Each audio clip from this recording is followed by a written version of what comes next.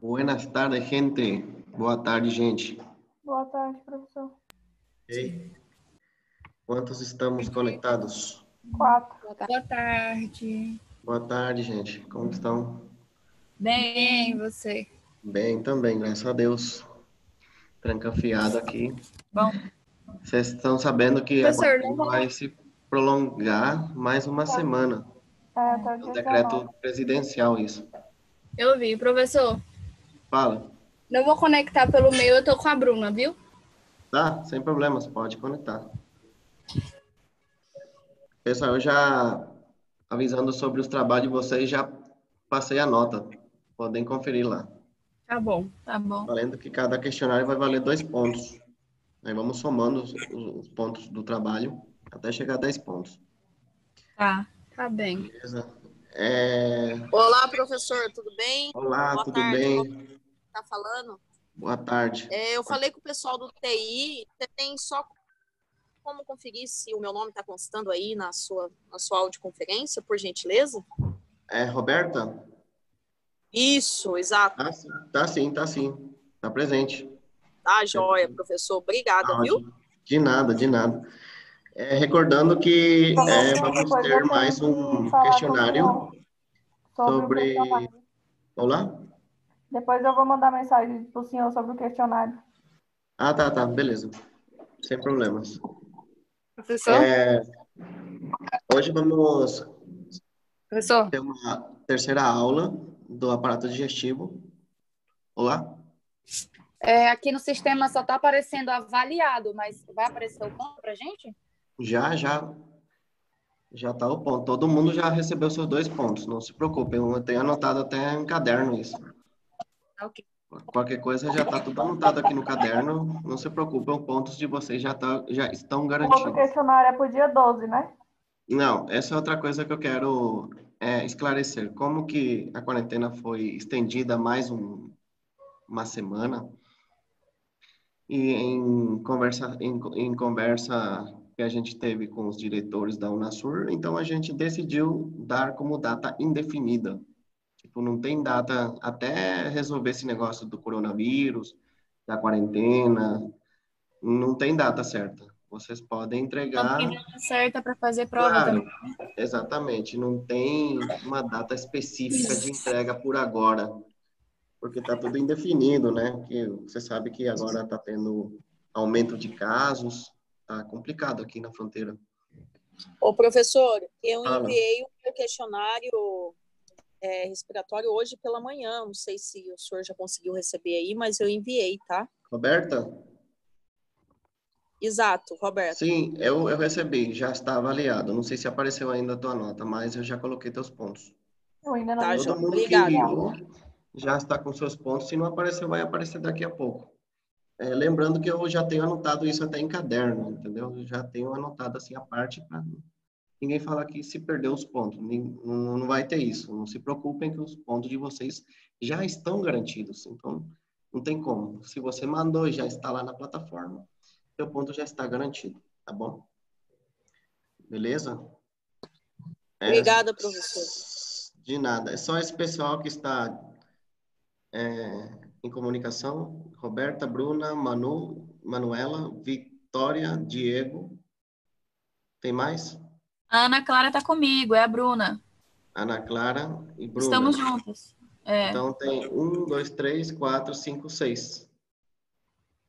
6 participantes. É isso mesmo. Alguma dúvida, gente, que vocês tenham em relação... lembrando que as provas, a gente está conversando ainda com o pessoal da plataforma de fazer a avaliação da prova ou seja, da prova parcial em plataforma. Professor? Detalhes ainda não foram me passados, mas as provas, a primeira, a P1, será em plataforma. Eu acredito que seja múltipla escolha. Desse jeito será avaliado, mas não Professor? tem... Olá? Manu, eles já tinham falado referente a essas provas, que provavelmente vai ser online, mas eles já deram alguma data, mais ou menos? Não. Está em conversa ainda, não tem uma data ainda específica, mas vocês fiquem estudando. Mas eu tá vou bom. conferir de novo aqui, eu vou perguntar para a Jo, se tem uma data específica para fazer uma prova, elas vão me passar as datas.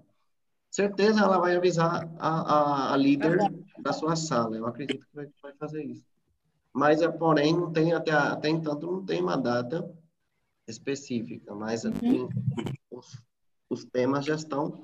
Eu já passei isso para vocês, né? Os temas. Já passou sim. Até eu acho que é a parte digestivo 1. Isso, até a parte 1. Do primeiro dia de aula até a parte digestivo 1 quais são os conteúdos para a P1.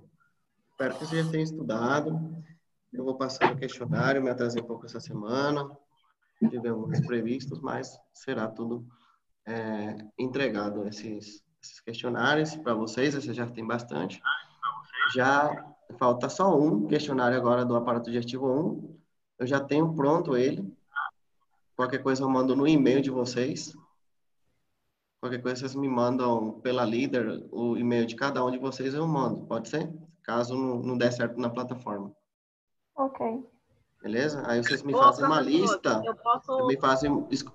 Me fazem uma lista de e-mail, manda para a líder e eu vou mandar individual o questionário para vocês, caso não der certo para repostar ou baixar na plataforma. Tem vezes que também é difícil.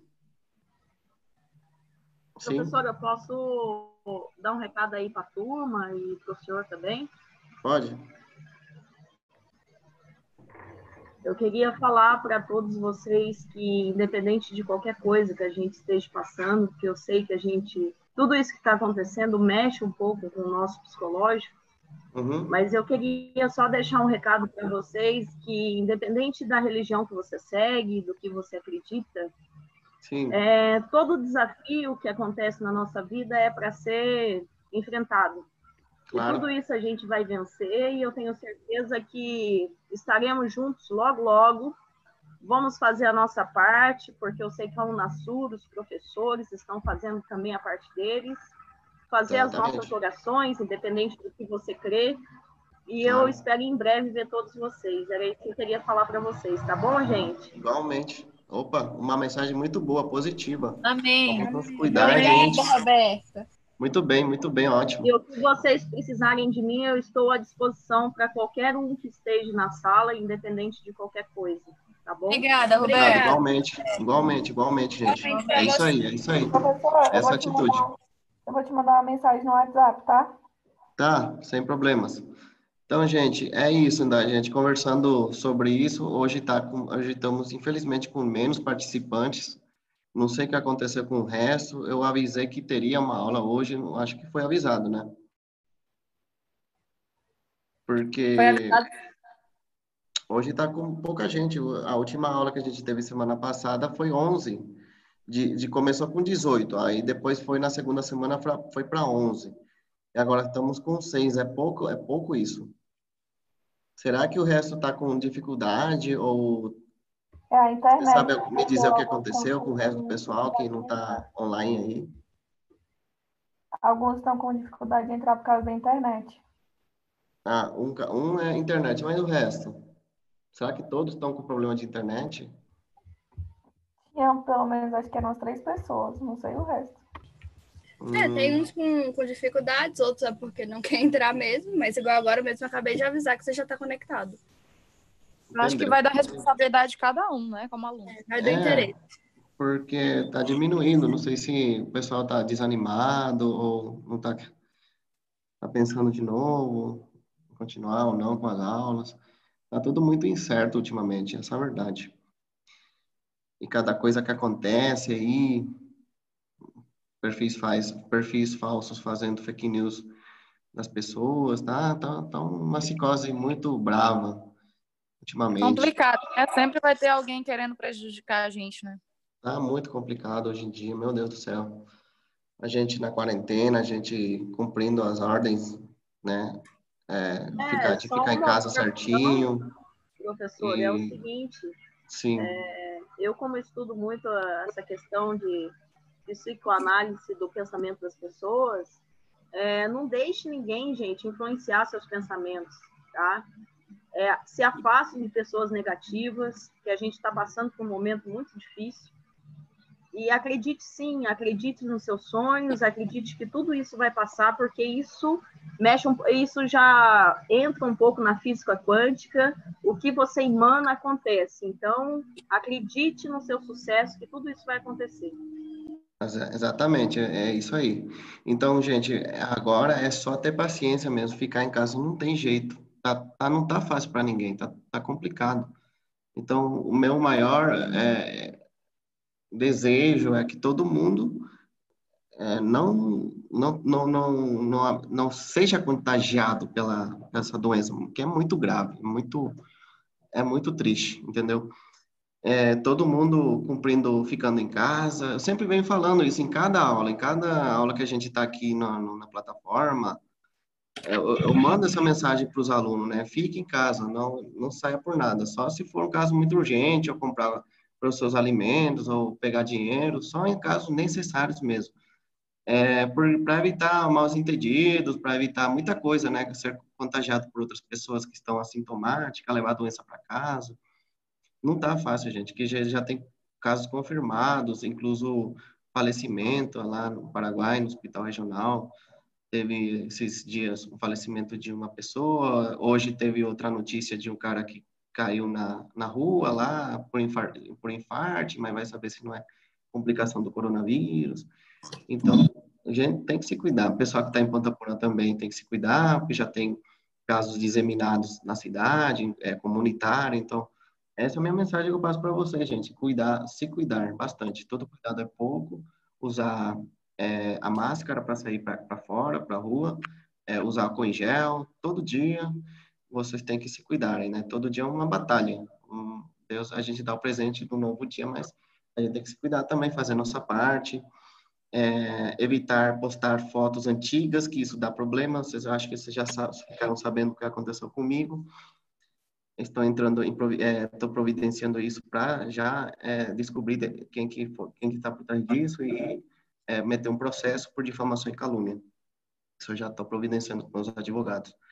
Então, gera uma coisa muito sinistra assim na nossa fronteira, essa questão do coronavírus, né? Vocês já sabem que as leis do Paraguai é totalmente diferente das leis do Brasil. Então, no Paraguai, o isolamento é 100%. 24 horas, assim, tipo, não pode sair por nada, e se as polícias, os militares pegarem você na rua, você tem que justificar o porquê você está saindo.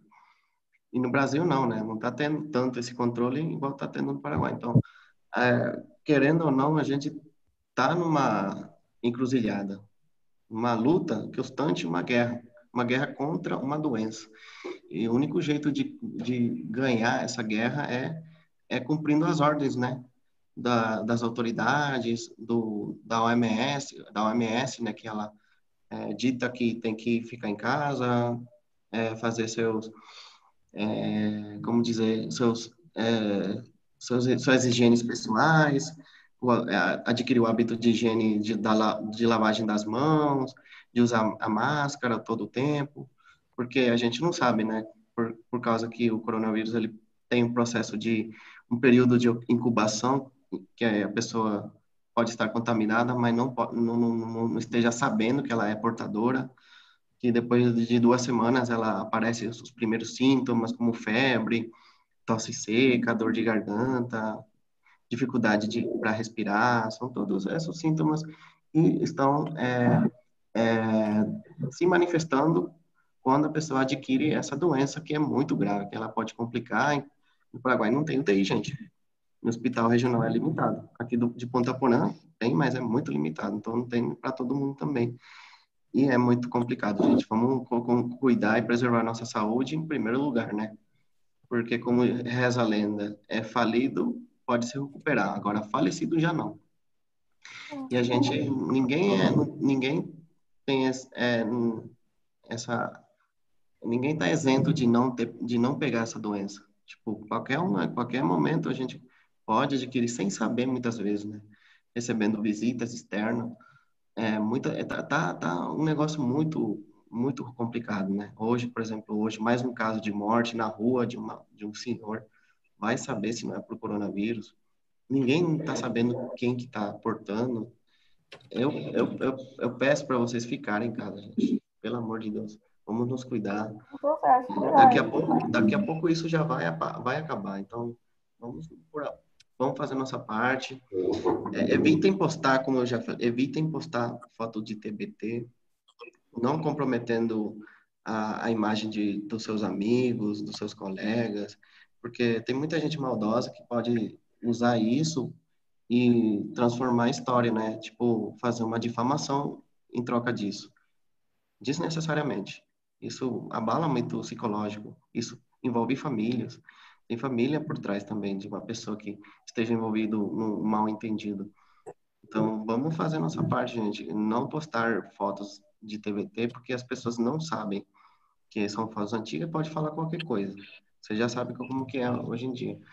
Então, tá muito complicado. Hoje em dia, as redes sociais não param com notícias ruins. Todo dia é uma notícia de tragédia, de morte, de aumento de casos, de pessoas complicadas, de lugares onde as pessoas trabalham já não podem comparecer por causa de possível contágio. Então, vamos nos cuidar ao extremo, pode ser? É isso aí o recado que eu tenho para dar para vocês. Então, vamos fazer a nossa parte e a gente vai continuando na batalha aqui, na nossa parte, ficando em casa e estudando também, aproveitando, né, que a gente tem bastante conteúdo já para visualizar, para fazer um repasso, para voltar a conferir os temas. Enquanto a gente não pode parar, a gente tem que continuar, mesmo não tendo data para a primeira parcial, então a gente vai continuando para não perder o tempo, para não perder os dias, pode ser? E a aula de hoje que eu vou ministrar é sobre a terceira parte do aparato digestivo, do sistema digestivo, parte 3. Eu vou focar agora para vocês. Quero saber se aparece minha aula aí na plataforma. Aparece para vocês? Ainda não. Apareceu. Está aparecendo? Sim. Vou aumentar aqui. Tá aparecendo aqui. Top. Se Doutor, apareceu, então, tá ótimo. doutor Boa Fábio, tarde. Sim. deixa eu te falar, Uhum. a aula que você deu, eu não consegui assistir porque eu estava sem internet aqui. Você falou que vai dar a terceira parte do sistema digestivo. O que Sim. você deu na última aula? Como? O que você passou na última aula sua? Vixe, Eu não consegui pegar nessa aula, não. tá tudo no slide. É sobre o intestino delgado, grosso, esôfago, estômago. Foi Tem na isso. plataforma também já. Tá. Não, as aulas, gente, vocês têm tudo, de pé a pá, do início ao fim. Eu só perdi essa última aula Ah, mesmo, foi só a última. Então foi intestino delgado e grosso, né? intestino delgado grosso é essa parte que eu desarrolhei da última aula. Intestino delgado Foi grosso só e essa aula que eu perdi. uma parte do apêndice. Foi isso a Tá bom, última aula da quinta-feira passada. tá bom então. Muito obrigado, viu? De nada, Valeu. é isso mesmo. Beleza, gente. A gente vai continuando aqui com a nova aula. Vocês já têm as suas aulas aí na mão, na apostila. Eu acredito que vocês tenham. Minhas aulas já tudo impressa, que eu fiz isso no começo de aula. Já passei tudo de uma vez, para o pessoal já ter a mão. Então, continuamos na terceira parte do aparato digestivo, do sistema digestivo.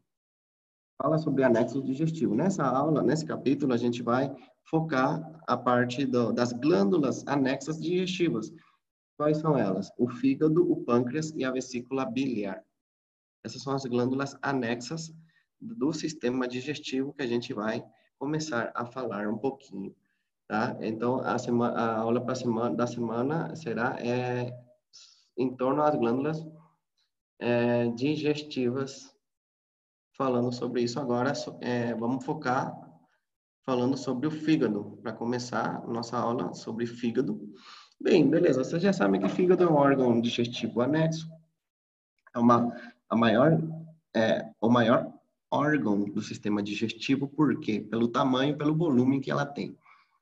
Ela é um órgão visceral, maciço, que se encontra no hipocôndrio direito, anatomicamente falando, dividido em lóbulos hepáticos, e está sustentado por vários ligamentos. Uma delas é o ligamento falciforme com diafragma, e a cavidade abdominal. Ele se encontra entre o diafragma, debaixo do diafragma e a cavidade abdominal. Então, falando sobre fígado, é o órgão mais grande, mais voluminoso do nosso aparato digestivo. Ele é um órgão glandular, gente. É um órgão glandular. Ele secreta vários tipos de secreções enzimáticas,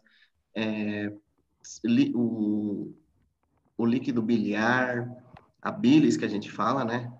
Ela é uma das encarregadas de produzir essas substâncias. Outras funções que ela cumpre cumpre várias funções. Uma delas é metabolizar fármacos, substâncias tóxicas, micro-organismos. Tem várias funções que ela vai cumprir, né?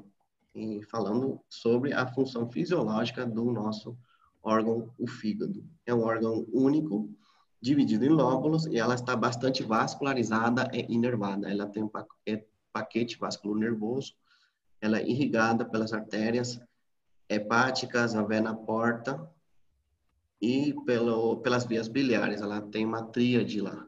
A gente vai ver que, além disso, o fígado, ela também produz estas substâncias, as proteínas plasmáticas, por exemplo, albúminas, lipoproteínas, glicoproteínas, fibrinógeno, globulinas, protrombina. Ou seja, ela também é encarregada de produzir e fabricar o plasma sanguíneo. Ela se encarrega, porque a gente já conhece, né, sobre o tecido sanguíneo, que é um tecido conjuntivo especial, fluido, na verdade, né? Tem lá no capítulo do tecido conjuntivo especial, falando sobre o tecido sanguíneo, né? Sobre o sangue, capítulo de sangue. Então, lá, a parte do plasma sanguíneo, ela é derivada da produção das proteínas plasmáticas no fígado. Ela tem albúmina, vitaminas, eletrólitos, tudo isso faz parte do plasma sanguíneo que é originada, é produzida pelo fígado, tá? Outra das funções dela é a produção de bilis, tá? Aí tem aí que a maioria pessoal tem dúvidas. Mas, professor, a vesícula biliar não é ela encarregada da bilis? Não. Ela é encarregada de armazenar a bilis, tá? Quem é a fábrica de bilis é o fígado. Quem recebe essa bilis na vesícula biliar, ou seja, quem recebe a bilis, a secreção biliar, é a vesícula, que é um órgão já maciço, parecendo um formato de pera, tá? Ela tem a cor verde. Esse órgão todo mundo já conhece, né? Ela é muito famosa porque muita gente tem pedra na vesícula, a litíase biliar, que é a famosa pedra na vesícula. A pessoa tem que extirpar praticamente toda a vesícula para eliminar aquelas pedrinhas que estão sendo acumuladas. Na verdade, são calcificações por substâncias externas, por várias causas. Tá, então, uma das funções fisiológicas do fígado outra delas é a produção de bilis. E quem recebe essa bilis é a vesícula biliar. Por isso que ela tem aquela vias biliares no fígado, na tríade de Gleason, que a gente vai estudar também. Diz que o fígado armazena e converte várias vitaminas. Vocês sabem que tudo que as vitaminas a gente consome nos alimentos diariamente, nas vitaminas que a gente toma em cápsula, via oral, ela tudo é metabolizada e armazenada e ela é convertida isso lá no fígado, tá? Principalmente a vitamina A, D, vitamina K, B12 e o ferro. Todas elas é armazenada e convertida para ser distribuída de novo na corrente sanguínea. Até aqui a gente fala sobre funções gerais do fígado, funções gerais. Então, são várias. Não é somente fazer metabolismo de produtos tóxicos ou não tóxicos. Então, ou fármacos, no caso. Ela tem várias funções, né? Uma delas é essa. Histologicamente, vamos ver aqui. Ela é recoberta por uma cápsula. Essa cápsula também ela é mencionada na anatomia. Ela é uma capa que envolve esse órgão maciço lá. É uma capa que recobre. Ela é formada pelo tecido conjuntivo. Ela é bem engrossada, então o tecido conjuntivo é densa, que envolve essa capa. envolve o fígado, formando uma capa, tá? É uma capa que envolve o fígado, como se fosse uma proteção dele, e essa capa se chama cápsula de Gleason. Tá lá no nome, cápsula de Gleason. O que é essa cápsula? É uma capa que recobre o fígado formada por tecido conjuntivo bastante densa.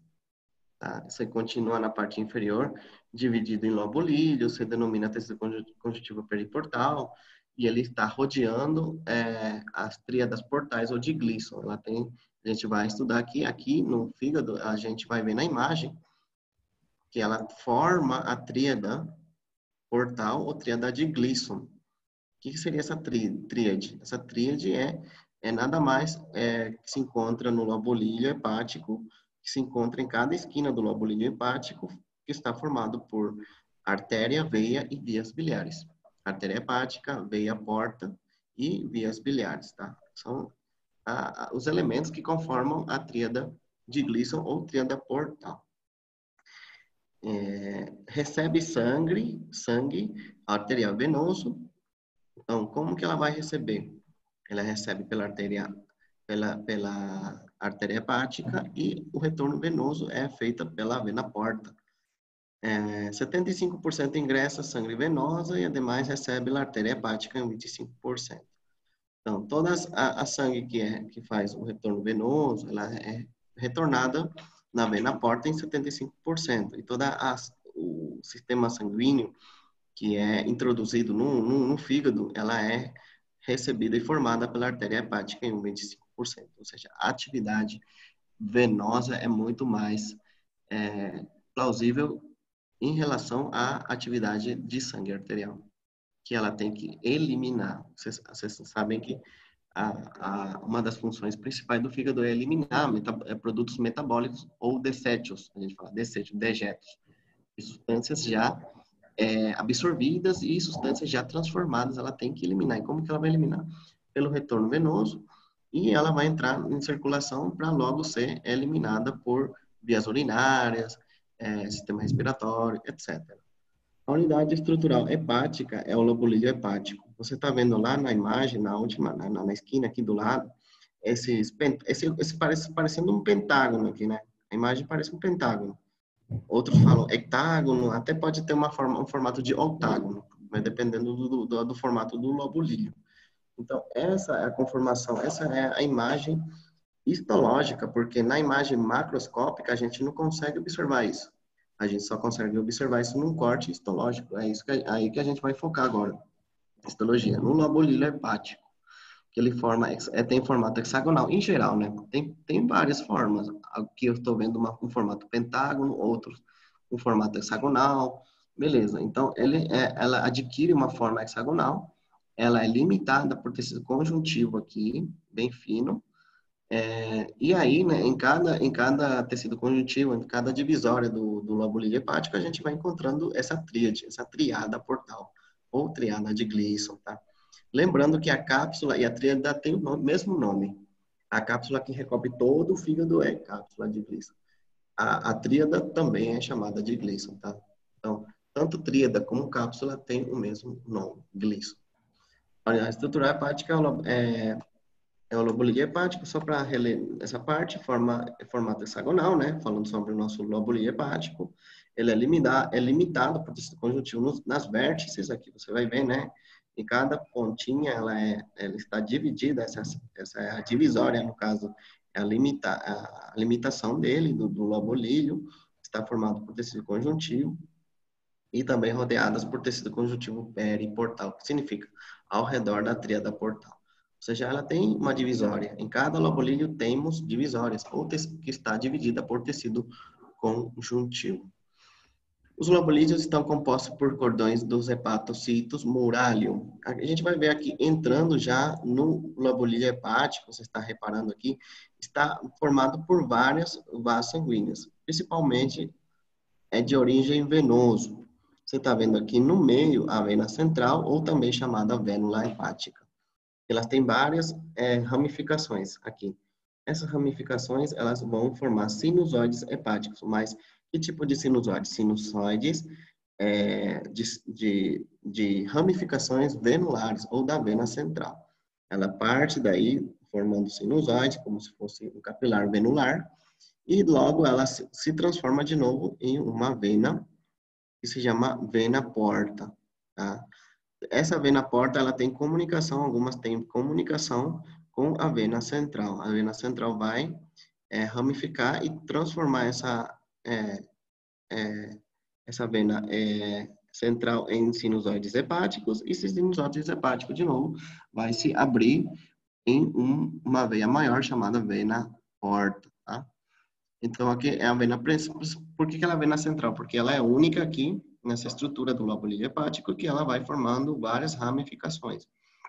Uma delas é a vena porta, que é derivada dos sinusoides hepáticos, e em conjunto com a artéria hepática e com as vias biliares, dos condutos biliares, ela forma a tríada de Gleason, ou a tríada portal.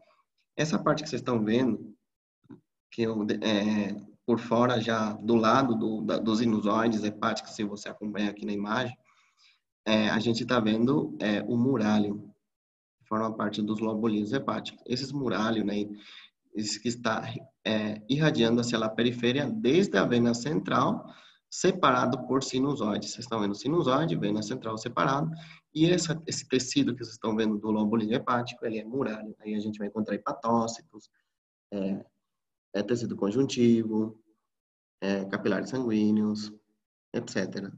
Aí, nesse murário, você vai ver um pequeno espaço bem menor, esse espacinho aqui.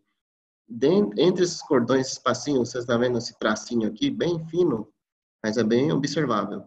Ele se chama espaço de Disse, tá?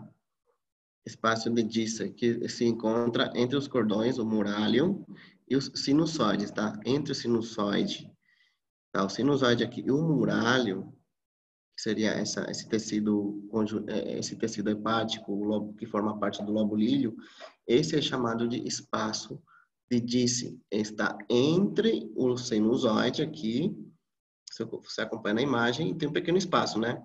E o murálium, tudo isso aqui é murálium, todo esse tecido aqui rosa é murálium. Entre o sinusoide e o tecido rosa do lobo líleo hepático é chamado de espaço de Disse. O segundo espaço Tipo rachaduras, né, professor? Tipo rachaduras, né? É como se fosse uma rachadura entre o sinusoide e o murálium. Ok. Bem na parte final do sinusoide. Esse é o espaço de Disse. Vamos agora visualizar o espaço central. Entre a vena central, você está vendo aqui a vena central, e os hepatócitos. Essa aqui é a vena central. E vamos ver esses pequenos cortes em quadradinho, eles são os hepatócitos. Quando você vai ver ao redor de uma vena central e um pedaço dos hepatócitos, esse é chamado de espaço central, porque ele é formado na periferia ao redor da vena central. Ele é chamado de espaço central justamente porque está entre o espaço da vena central e dos hepatócitos que se encontram no murálium. Depois tem outro espaço, um terceiro espaço, chamado espaço periportal de Moll, entre a tríada portal e hepatócito. Você está vendo aqui a tríada portal. Vamos ver aqui a tríada, que está formada pela veia porta, artéria hepática, conduto biliar. No meio, você vai ver aqui, bem no meio, esse é o espaço de Moll. Aqui separa. Ela é mais nítida que as outras, porque ela procede, ela se encontra localizada entre a tríada. Você está vendo a tríada está formada por artéria hepática, já tem uma rachadurinha aqui. Você está vendo o conduto biliar, já tem uma rachadurinha aqui. Você está vendo aqui a vena porta, já tem também outra rachadurinha aí. Então, toda essa rachadurinha que está ao redor da tríada, ele é chamado espaço de Moll.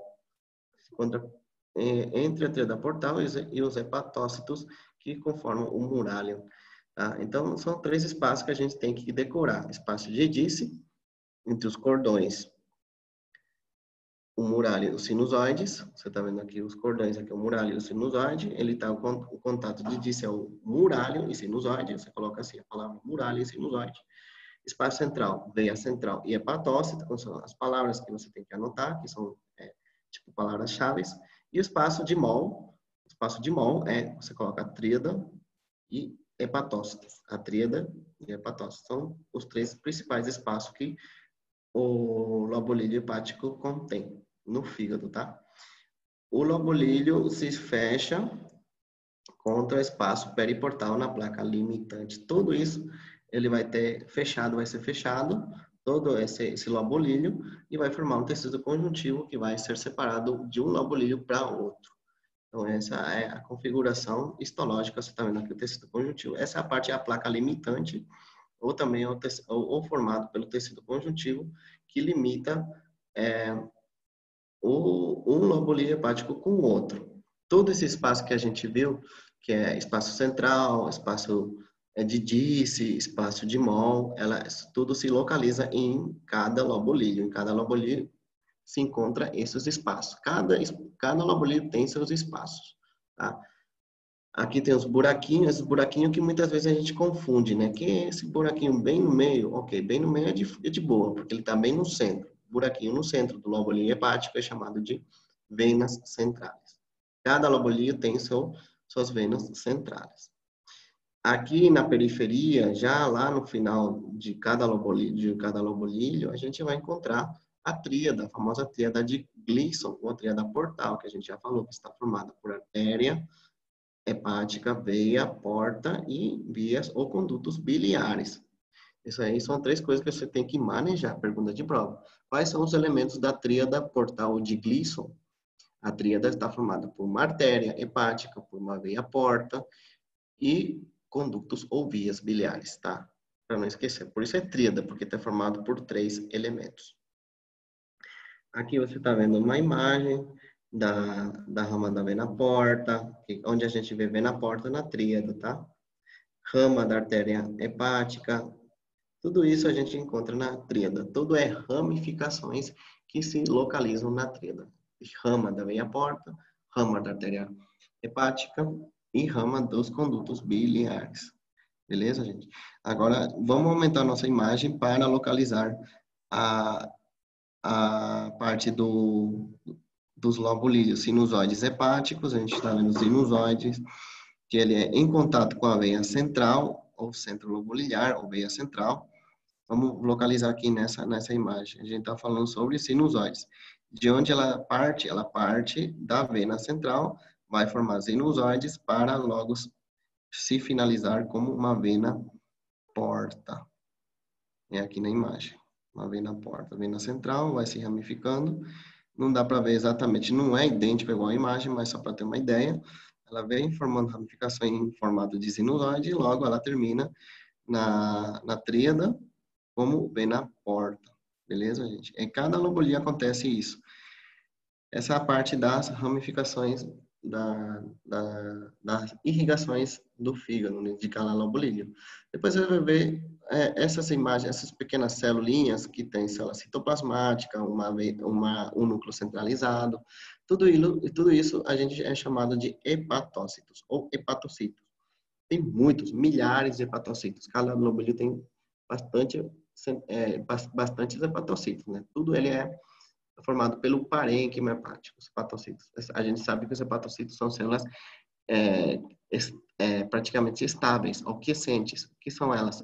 Células que ela tem capacidade de se regenerar frente a uma necrose, frente a uma doença viral, frente a uma lobectomia, frente a uma doença crônica, ou seja, ela tem essa capacidade, até o ciclo celular dela permitir.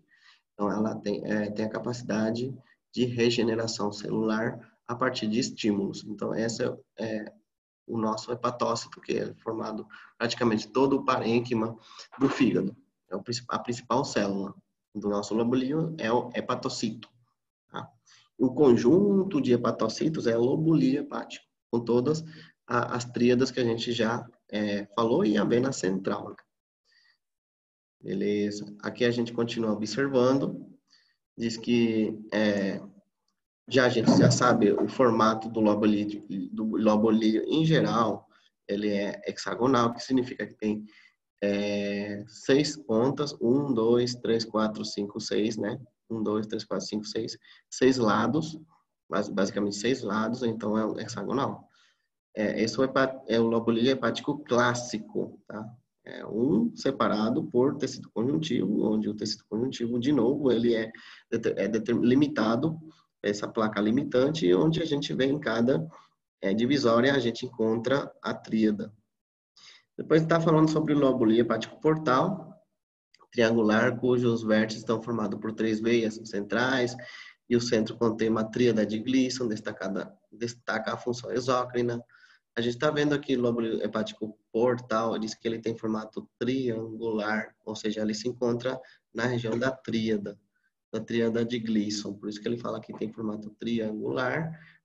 Aí a gente vai ver 3 veias centrais, 1, 2, 3, assim. E no centro tem a tríada de Gleason, que seria aqui, bem no meio. Beleza, essa é o lóbulo hepático portal. Depois está o ácido hepático. Diz que é a mínima unidade funcional, se encontra entre 2 veias centrais e inclui ramificações terminais da artéria hepática, veia porta e sistema de veias biliares como eixos. O ácido hepático. O que é o ácido hepático? Então, ele basicamente ele é uma célula, uma unidade mínima funcional. Vamos ver. Diz que se encontra em 2 veias centrais, uma e outra. Depois aqui vamos analisar o texto. Inclui ramificações terminais da artéria hepática, que tem uma ramificação terminal, e vena porta, que forma parte da tríade e sistema das vias biliares. Ou seja, aqui cada região que a gente encontra a tríada, e entre 2 veias centrais e uma tríada, a gente chamada de ácido. 1, 2 e uma tríada, aqui nessa região, basicamente, é o ácido. E aí a gente vai falar sobre as zonas. Zonas funcionais, onde as células mais cercanas ao eixo recebem sangue com mais oxigênio e substância nutritiva que as células da zona mais superficiais. Então, essa região a gente vai ver está limitada por zonas. Zona 1, Zona 2 e Zona 3. Ela, na imagem, ela parece, chama a atenção que ela lembra um pouco a bandeira do Brasil, formato dela. Nada mais, as cores foram adotadas para limitar ou descrever as zonas onde mais o lóbulo hepático recebe irrigação sanguínea. Nada mais para isso. Depois a gente vê lóbulo nessa imagem histológica, vamos passar, porque para analisar uma imagem a gente tem que saber primeiro a teoria. Vamos passar, depois a gente vai analisar as imagens. Então, a gente tem que analisar cada elemento que conforma histologicamente o fígado, né? A gente já falou da tríada, a gente já falou das zonas, a gente vai falar agora sobre sinusoides hepáticos. Sinusoides hepáticos, nada mais, são ramificações da artéria central, da veia central, que é a veia principal, né? Veia central de cada lóbulo hepático são maiores e mais irregulares, com os capilares contínuos, fenestrados, parede composta por células endoteliais e macrófagos fixos, células de Kupffer. Vamos analisar nessa imagem aqui, a gente encontra esse sinusoide aqui nesse espaço, tem a luz do sinusoide hepático, você vai vendo aqui, são maiores e irregulares, e os capilares contínuos fenestrados, basicamente. E aqui a gente vai ver que estão formadas por células de Ito também. Nessa imagem microscópica, dentro dela, a gente vai encontrar do sinusoide, a gente vai encontrar célula de Kupffer ao redor dela, e na parede, que seria na parede endotelial, células de Kupffer, que são células macrófagos do fígado, e também a célula de Ito. Células de Ito, que elas são basicamente, se encontram no espaço de Disse. A gente tem que conferir de novo. O que é o espaço de Disse? Vamos lá na imagem, espaço de Disse. Cadê? Espaço de Disse. A gente falou que se encontra, vamos visualizar, cordões, muralha, toda essa parte rosa, mais clara, né? Não nem rosa, mas salmão, né, no caso da cor. E os sinusoides. Entre o sinusoide e o murálio, a gente viu que é um murálio, e a gente vai encontrar o quê? Aqui, as células de Ito, espaço de Disse. A gente falou que o espaço de Disse se encontra entre o murálio, e se encontra o tecido conjuntivo, com os hepatócitos, e também os sinusoides. E aí encontramos essas células aqui nessa região, células de Ito. Elas servem para armazenar lípidos. Você está vendo que uma célula com tecido adiposo, com adipósitos, são gorduras ou células lipídicas. Além disso, ela tem vitamina A e pode ser estimulada para produzir colágeno tipo 1, tipo 4, e a maior parte do retículo intralobular está formada por elas. Então, ela tem a configuração celular dela é bastante ampla, bastante complexa. Então, as células de Ito praticamente são chamadas também lipócitos. Ela tem bastante tecido adiposo, intracelularmente falando. Tá? Depois a gente vê a célula de Kupfer. Vamos ver essas células aqui que está praticamente aderida nas células endoteliais, que é o endotélio, né? Você está vendo o endotélio, que é o epitélio plano simples, do sinusoide hepático. E aí dentro desse endotélio se encontra uma célula chamada célula de Kupfer.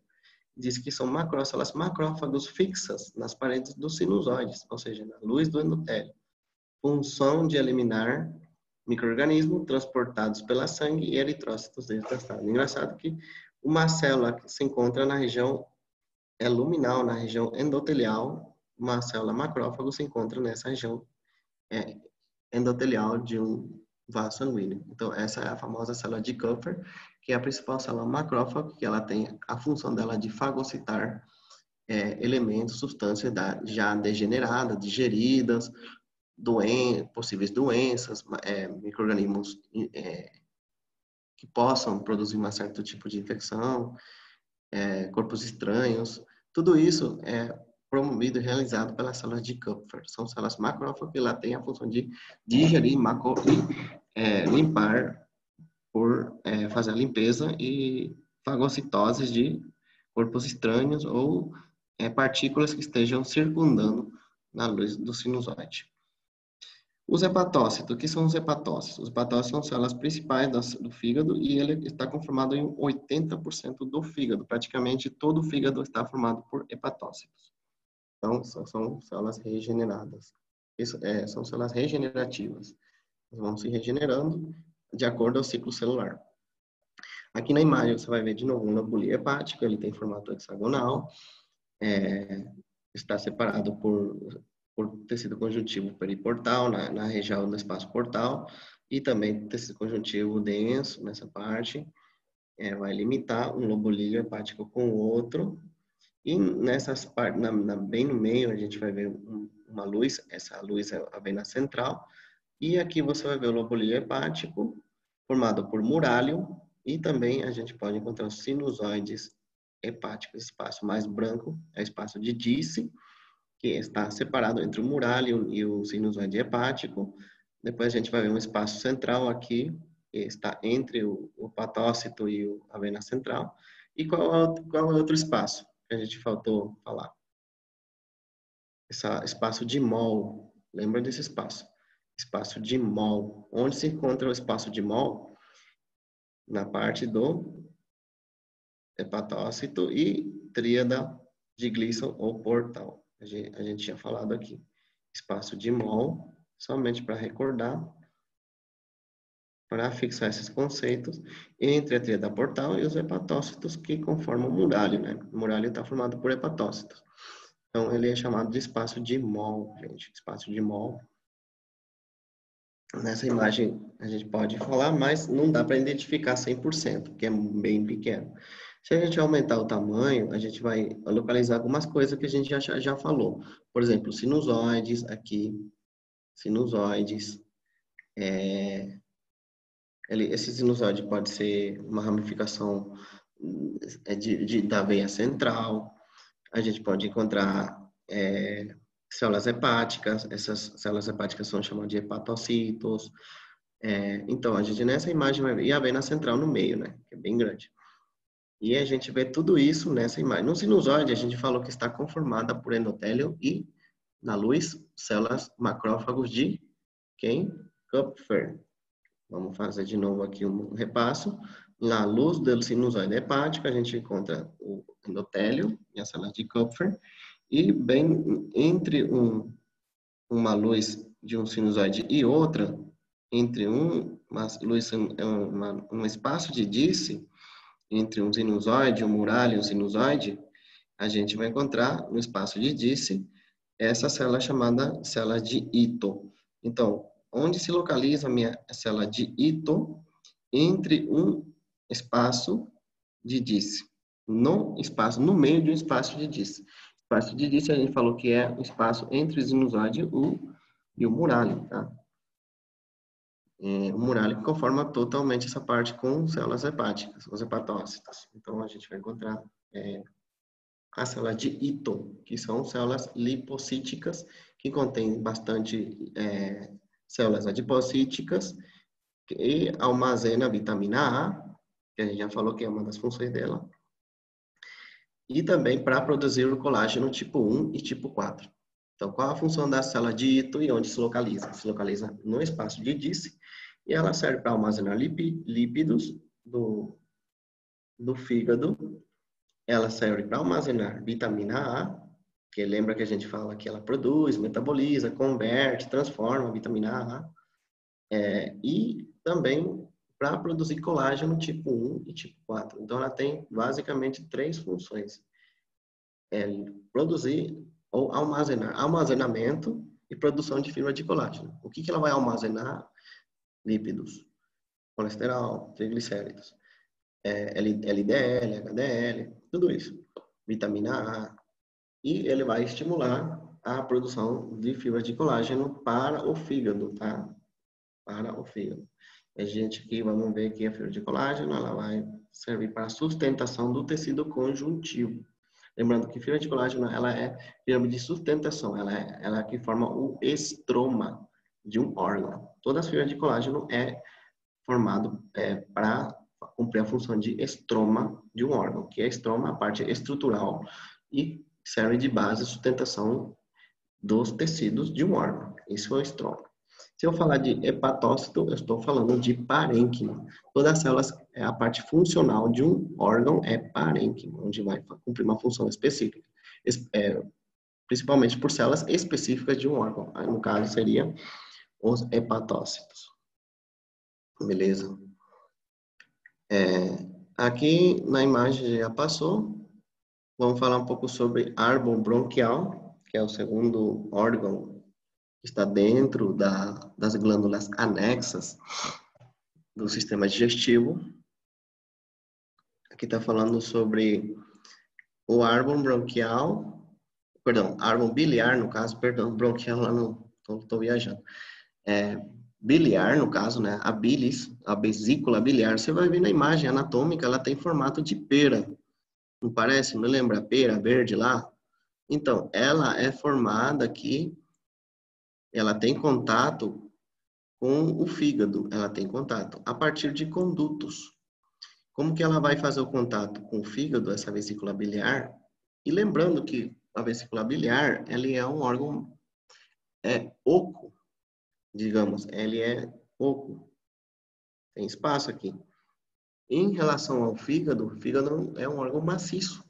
Ele é totalmente formado por estroma e parênquima, não tem espaço do órgão, ele não tem estrutura côncava nem convexa, né? Não tem essa, não é oco. No caso da vesícula biliar, a gente vai falar sobre vesícula biliar, a vesícula ela é oco, né? Tem como se fosse uma bolsa, parecendo uma bolsinha aqui. Na verdade, ela tem um formato sacular, em forma de saco, parece um saquinho aqui.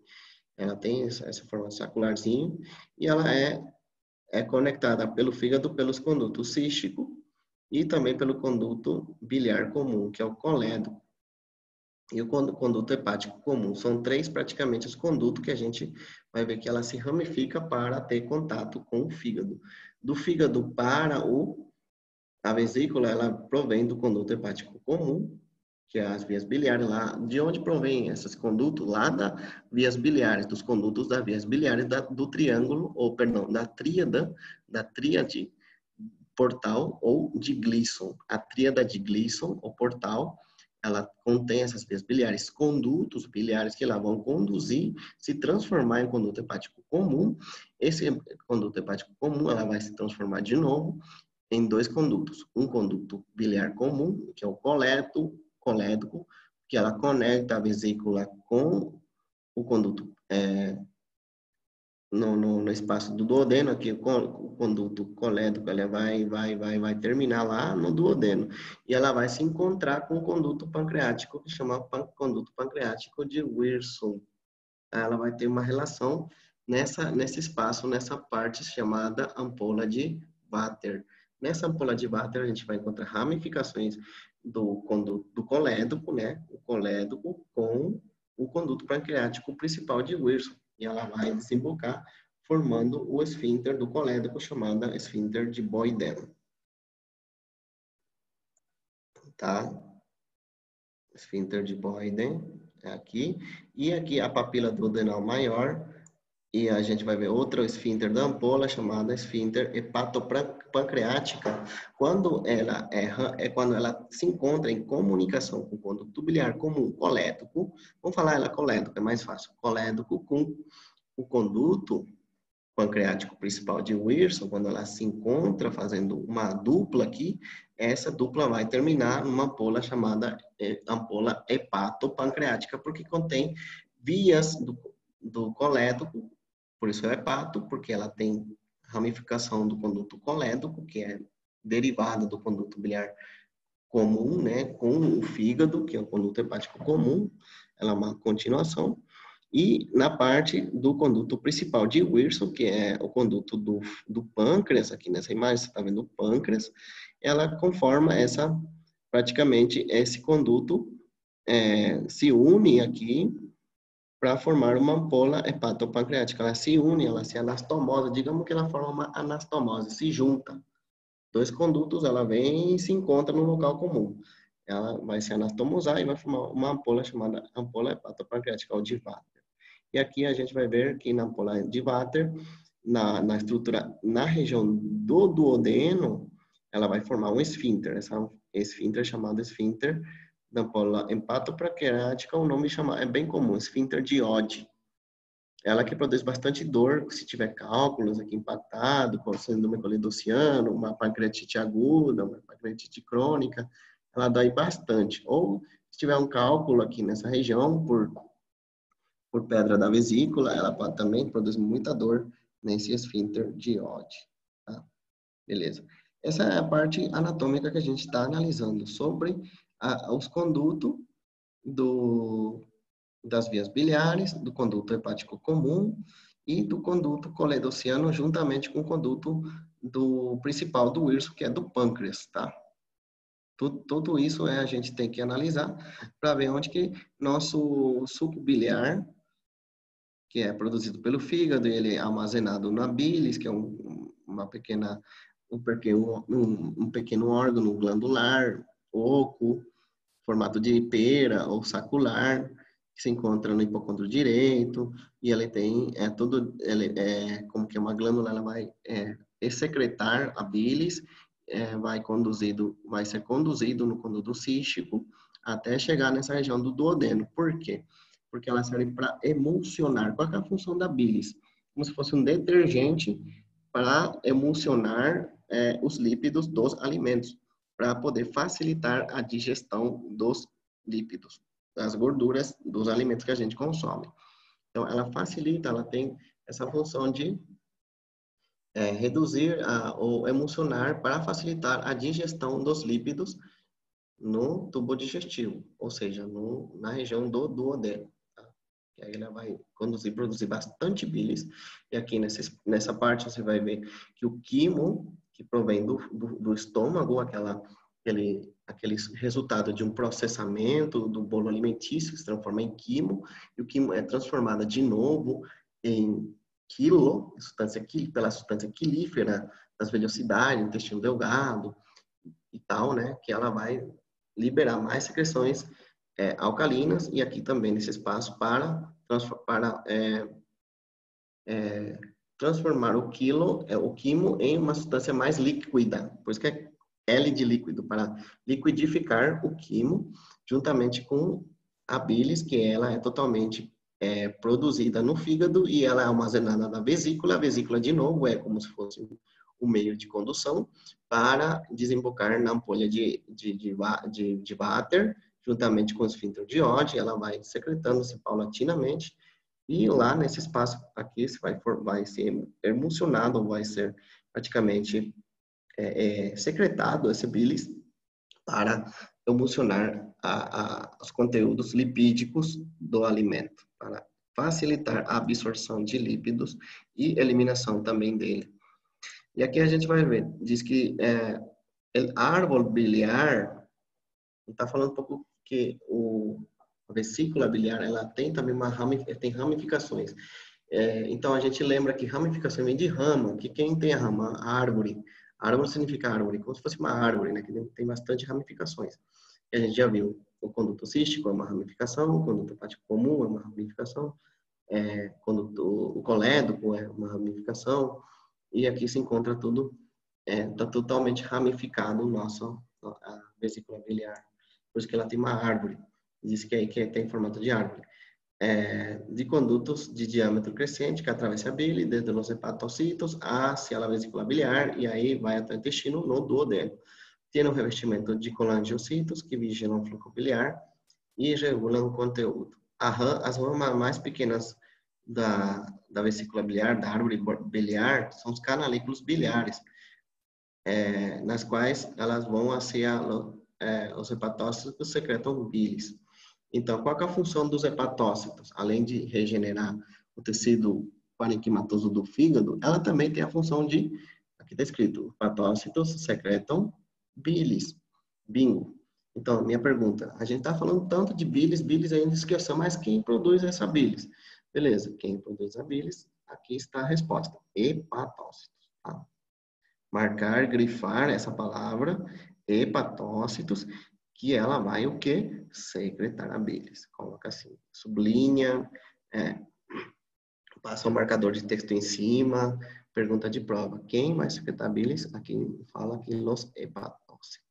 Então, ela vai ser produzida no hepatócitos, vai secretar, vai ser produzida e vai ser conduzida, por isso que é conduzida, ela conduz nas vias biliares, pelo conduto hepático comum, e aqui também ela vai se encontrar com esse conduto cístico que vai chegar e vai fazer um esvaziamento, ou não, um armazenamento, vai ser armazenado na vesícula biliar. E no momento da digestão de alimentos, a pessoa acabou de almoçar, então a gente está digerindo o alimento, a gente acabou de almoçar, então ele vai fazer um vaziamento de novo da vesícula para o conduto coledociano. O colédoco, no caso, conduto biliar comum, ela tem que ir até o intestino biliar, até a porção do duodeno aqui, tá?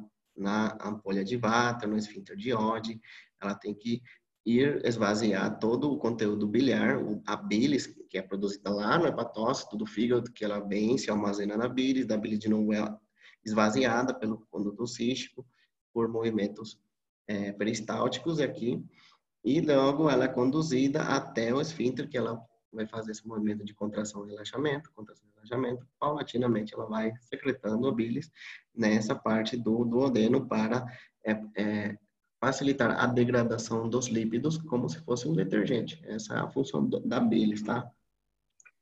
Aqui está escrito. Olá. Só um instante, só te fazer uma pergunta.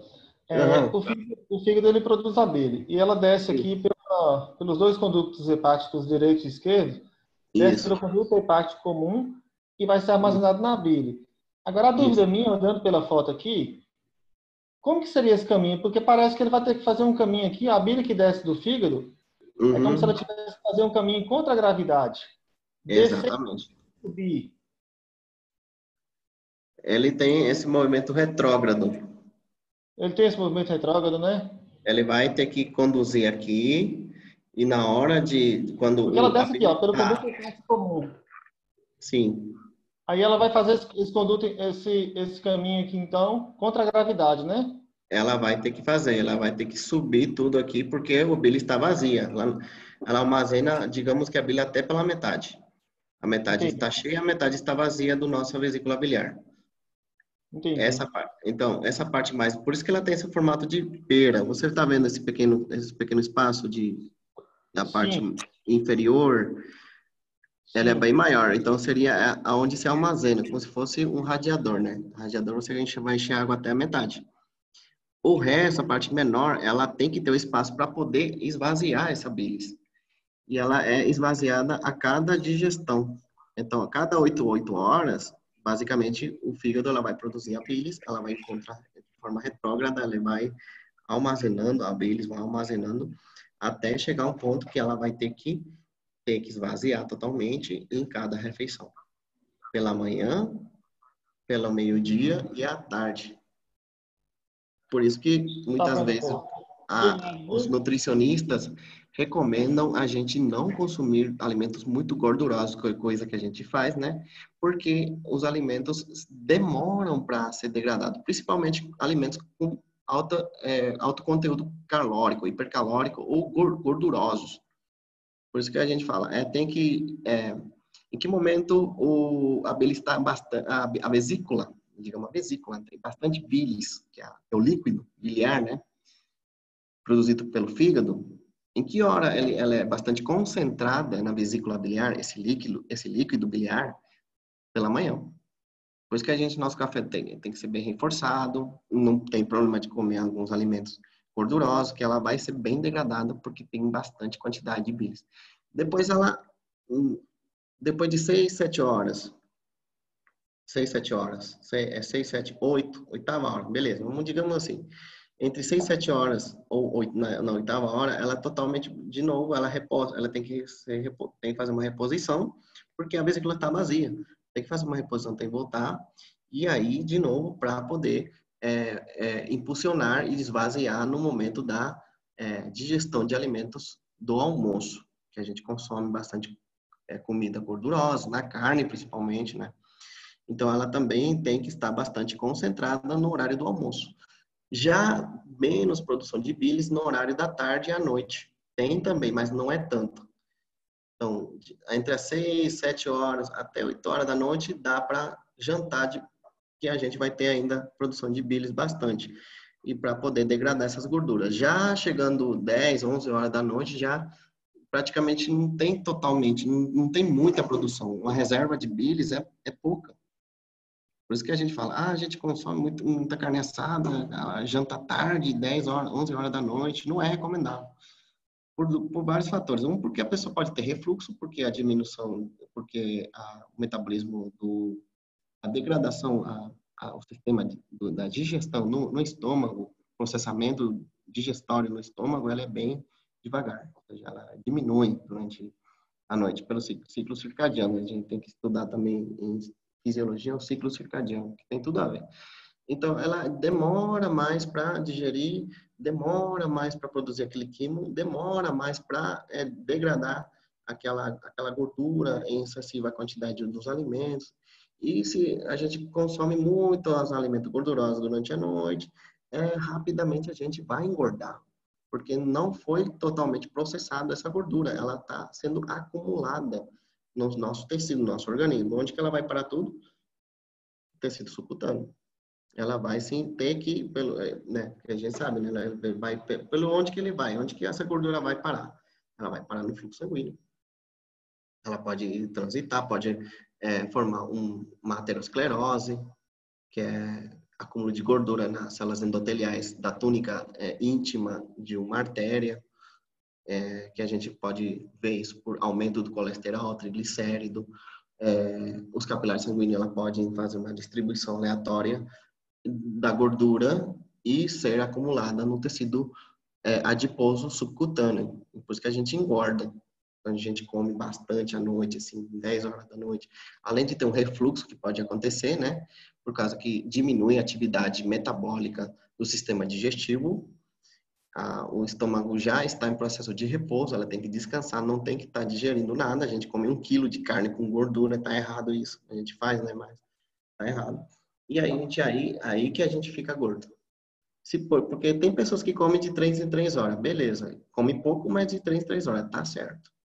Então, ela vai paulatinamente fazer seu processo de metabolismo, digestão alimentar, em pouca quantidade e em menos quantidade de gordura. Então, facilita um pouco mais.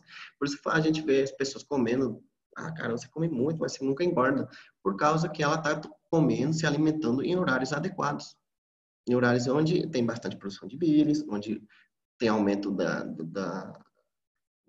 processo metabólico da digestão, onde facilita todo esse processo de eliminação de gordura, esse processo de digestão no aparato, no estômago, facilita tudo isso.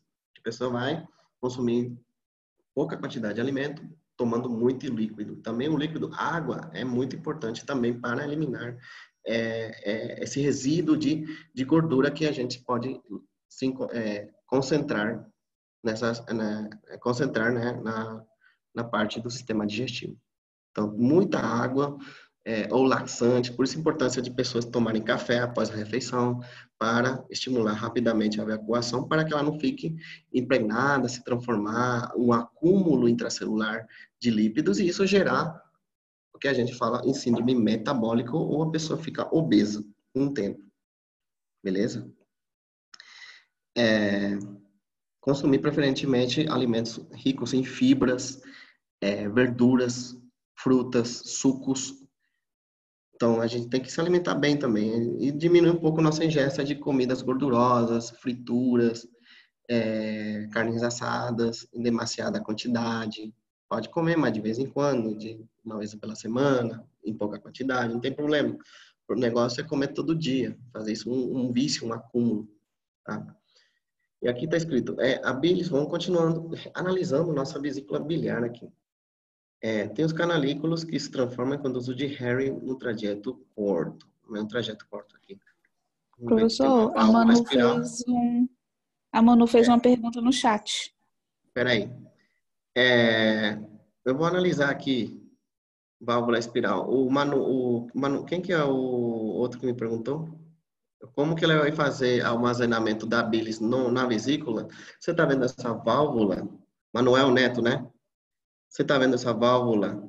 Ela que impulsiona que o líquido biliar que provém do fígado vai de forma retrógrada, como se fosse a veia. Você vê que o retorno venoso, ela se vale de válvulas, né? Na válvula, você está vendo, a válvula tem esse formato de V, assim, que ele se encontra localizado no endotélio, na região endotelial. Então, ela vai fazer esse movimento impulsatório para puxar a sangue no retorno venoso. Isso acontece o mesmo mecanismo de absorção de bilis para a vesícula biliar. Ela se vale dessa válvula. Você está vendo a válvula espiral de Heister. Então, ela vai contra a gravidade e ela é ajudada, impulsionada pela válvula. Ela vai fazer esse movimento de absorção da bilis para poder armazenar na vesícula biliar. Isso que explica o porquê que ela tem essa válvula aqui no conduto cístico, para ela poder puxar todo a bilis que está produzido no fígado e ela é conduzida no conduto hepático comum e ela é impulsionada pelo conduto cístico a partir das válvulas espirais de Heister. Ela vai puxando, paulatinamente, ela vai enchendo o saco da vesícula biliar e ela vai produzindo até encher. Esse processo demora entre 5 a 6 horas até encher a vesícula biliar de bilis. Por isso, a nossa refeição, as 3 mais importantes café da manhã, almoço e janta. Uhum. Pode falar. Doutor, porque ele tem um ângulo fechado, e aí o que complicou ali, que eu raciocinei, que gerou a dúvida, foi como que essa bilis vinda do conduto hepático comum não caía diretamente no colédoco. Como que ela fazia essa curva sem que houvesse uma perda para o colédoco? Exatamente. Fazia... Tem um fenômeno aqui, né? Porque ela não cai diretamente no colédoco. Sabe por quê? Porque em processo de digestão alimentar, ela não está ocorrendo a liberação da bilis. Entendeu? Pode até acontecer, mas ela não está ocorrendo a liberação de bilis em processo de digestão. A gente acabou de almoçar, a gente acabou de comer, já foi secretada toda a bilis, e essa bilis está sendo secretada, aqui está fechado. Lembra, acorda-te que aqui é formada por esfíncter, essa parte do colédoco, tá? Ela vai se fechar. Aqui ela vai estar fechada. Por quê? Entendi. O processo de alimentação, ela funciona assim. Ela vai ser impulsionada, ela vai sofrer esvaziamento. Aqui ela vai ter que fechar para não cair diretamente aqui na papila duodenal. Então, ela fecha temporariamente até ser totalmente armazenada a nossa bilis na vesícula biliar. E então, esse ângulo, ela fica fechadinha e ela só facilita a permeabilidade da bilis na válvula espiral para o conduto cístico. Do conduto cístico para a válvula espiral, até se encher, né? E até que a vesícula biliar esteja de novo com bastante bilis para ser eliminada. Uma vez que a vesícula já está cheia de bilis, então já não tem produção de bilis no fígado, porque ela já entende que a vesícula biliar já está cheia de bilis, a vesícula. Então ela só libera quando vai ter um processo de digestão alimentar na região, quando o alimento entra no duodeno.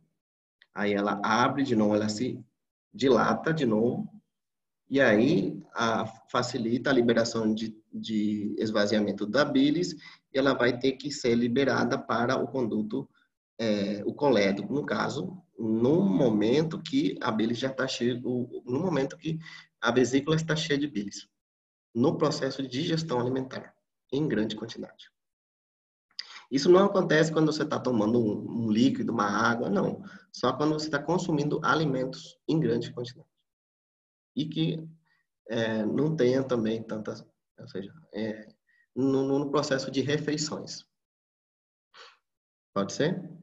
Então, por que ela não cai diretamente? Porque ela está contraída. Então, ela faz o movimento, ela pode cair, mas faz um movimento retrógrado, ela vai se enchendo, a válvula vai puxando até encher. Uma vez que a vesícula está cheia, se dilata, se relaxa, se abre para, a qualquer momento a pessoa está consumindo o alimento, ela então esvazia e vai no colédoco e até chegar à ampola de Vater. É isso que acontece. Aqui está escrito, os bilis conduto de Henry continuam seu fluxo hacia o conduto biliar intrahepático, todos os trajetos que a gente está falando. Basicamente, ele está explicando o trajeto de todos os condutos que a gente já tinha analisado nessa imagem. Aqui fala os condutídeos interlobulilhares, se unem para formar os condutos hepático esquerdo e direito, se unem com o conduto hepático comum, que a gente viu o conduto hepático comum. Aqui você está vendo lá em cima, parecendo como se chama? Manúbrio de bicicleta. Parece um negócio manúbrio da bicicleta lá em cima. Esse é o conduto hepático esquerdo e direito. Esquerdo e direito. Ela se une, esses condutos hepáticos, para formar um único hepático chamado conduto hepático comum, que ela vai ter a função de contração e relaxamento. Está fechado quando ela tem que armazenar toda a bilis na vesícula e ela se abre quando a vesícula já está cheia de bilis para poder liberar, esvaziar num processo de digestão na parte do duodeno. Ela tem que voltar a ser liberada para chegar no duodeno, num conduto colédoco, biliar comum, colédoco, e se encontra juntamente com o conduto pancreático principal de Wilson, que são os condutos que servem para liberar enzimas pancreáticas ou suco pancreático na porção da ampola de Vater, juntamente com a bilis. E o conduto hepático comum se conecta com o conduto cístico. Você está vendo lá em cima, o conduto hepático comum se conecta com o conduto cístico. Aqui, você vai conectar. E termina ela a ampola de Vater do duodeno. Ela vai se conectar aqui e ela, no momento de ser liberada, essa bilis, a partir que a vesícula esteja cheia de bilis, né? Ela vai se liberar para ser conduzida no colédoco, até chegar na ampola de Vater, que se encontra no duodeno para ser descarregada, esvaziada totalmente nessa região, para poder facilitar a degradação dos lípidos no processo de digestão e absorção do intestino delgado. Beleza? E aqui está falando outras coisas. Tem um revestimento de colangiocitos, que vigila o fluxo biliar e regula seu contenido. Uma característica distintiva do conduto de Henry é o revestimento formado por dois tipos de células, hepatócitos e colangiocitos. O colangiocitos é como se fosse o hepatócito do fígado. Na vesícula biliar, a principal célula dela é colangiocitos, tá? Como se fosse um hepatócito no fígado. E aqui a gente vai ver que no conduto de Henry, aqui temos um conduto, que ela está formado no espaço periportal de Mol. Essa aqui é tudo no fígado, tá? A gente está falando no fígado, que na região do conduto das vias biliares. A gente está vendo o espaço periportal de Mol. Vamos voltar a ver onde se encontra esse espaço periportal de Mol, para fazer um repasso dele. Muitas vezes a gente esquece, só para mostrar para vocês. Aqui está escrito espaço periportal de Mol, é no fígado, entre a tríada portal e uma delas. Qual que é dos elementos da tríada? As vias ou condutos biliares. Então, os colangiocitos, ela se encontra misturada com hepatócitos. Você está vendo aqui na imagem? E a parte verde, a parte rosa. A parte rosa é referente ao tecido hepático, que encontramos células hepáticas, hepatocitos. E a parte do conduto biliar. Então, ela está nessa região da tríada, no espaço periportal de Mol. Tá? Nesse espaço, a gente vai encontrar os colangiocitos, que forma parte do fígado, e ela vai formar parte do conduto biliar. E esse conduto se chama conduto de Henry. O que é esse conduto de Henry? Ele diz que atua como reservório de células progenitoras hepáticas. Então, quem vai gerar a produção de células hepáticas, ou os hepatócitos, é o conduto de Henry. Ele tem, por quê? Porque ele tem um reservório de células progenitoras. Ela vai armazenar todas essa aqui, vocês estão vendo, conduto de Henry, está escrito aqui. Ela tem bastante células progenitoras para voltar a regenerar os hepatócitos, tá? Quando sofre uma lesão, um estímulo, uma regeneração, posterior a uma doença, posterior a um metabolismo, entendeu? Então, as células hepatocíticas também cumprem um ciclo celular. Tipo, de tantos e tantos dias, ela vai ter que ser regenerando constantemente. Mais ainda, quando tiver um estímulo externo ou posterior a uma lesão inflamatória. Então, aqui está escrito conduto de Henry, e ela vai o quê? Ela vai ser um reservório para as células progenitoras dos hepatocitos. E aí também a gente vai encontrar os colangiocitos. Nesse conduto a gente vai encontrar os colangiocitos, tá? Para facilitar a produção de bilis. O colangiocito vai facilitar a produção de bilis no fígado. E aqui, isso tudo se localiza no espaço periportal de Mol, que a gente já tinha falado anteriormente aqui. Se encontra tudo isso no espaço periportal de Mol. Os condutilhos conduzem a bilis hacia os condutos biliares interlobuliares, formando parte da tríada. A gente já falou que o conduto biliar forma parte da tríada. Nada mais isso ela está falando. E se os condutos biliares extrahepáticos levam a bilis até a vesícula biliar e o duodeno, né, a ampola de Vater. Então, a gente vai ver que se está formando condutos biliares extrahepáticos. Significa extra por fora do fígado. A gente vai ver dois condutos, esquerdo e direito, né?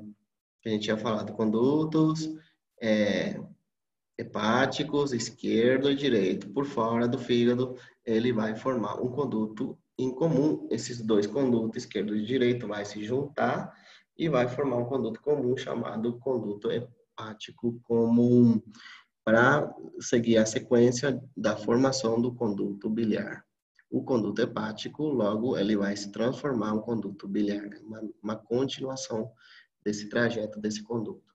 Aqui, na outra ramificação, vai se formar o conduto cístico, que ela conecta o conduto biliar com a vesícula. Quem conecta a vesícula com o conduto biliar é o conduto cístico, que ela serve tanto para facilitar a entrada da bilis, como também para esvaziar essa bilis em um processo de digestão de alimentos, tá? Transformar o quimo em quilo nessa parte. Outra das funções diz que o fígado do ser humano adulto secreta em promédio cerca de 1 litro de bilis por dia. A gente falou semanas atrás sobre as glândulas salivais. As glândulas salivais secretam em promédio de 1 litro a 1,5 litro de saliva. Um promédio de 1 litro, né, por dia. A glândula salivar, a gente está produzindo 1 litro constantemente na cavidade oral. Aqui na bilis, ela produz a mesma quantidade, um promédio de 1 litro de bilis por dia. Então, o fígado do ser humano, quem que vai secretar a bilis? O fígado. Quantos litros, quantos ml por dia? 1 litro. Então, 1 litro, produção de glândulas salivais, ou seja, a saliva, nessa região da cavidade oral, e também 1 litro de bilis no fígado para logo em 24 horas ser dividido e logo ser armazenado na vesícula biliar, tá? Para fazer o processo de liberação da bilis lá na ampola de Vater, no duodeno. Por isso que tem esses condutos aqui, todo chega na ampola de Vater, no duodeno, para liberar toda essa bilis e facilitar a produção de líquido biliar para facilitar o processo de digestão dos alimentos com muita gordura, ou seja, lípidos, para facilitar a digestão de lípidos, falando em termos mais médicos, em termos mais técnicos, né? Então, tudo isso ela é em processo de digestão, juntamente com as enzimas pancreáticas. Não esquecer isso. Não é só a bilis que ela vai, beleza, ela produziu e já pronto. Porque recordem que posterior a uma cirurgia da vesícula biliar, a pessoa pode ser extirpada totalmente. Ela já não tem essa ajuda de liberação de bilis. Ela vai ser liberada diretamente. Essa é uma coisa que eu quero explicar para vocês. Posterior a uma cirurgia, beleza. O cirurgião, ele cortou a vesícula biliar. Já não tem conduto cístico, já não tem vesícula, já não tem nada, por causa que ela tinha pedra, né?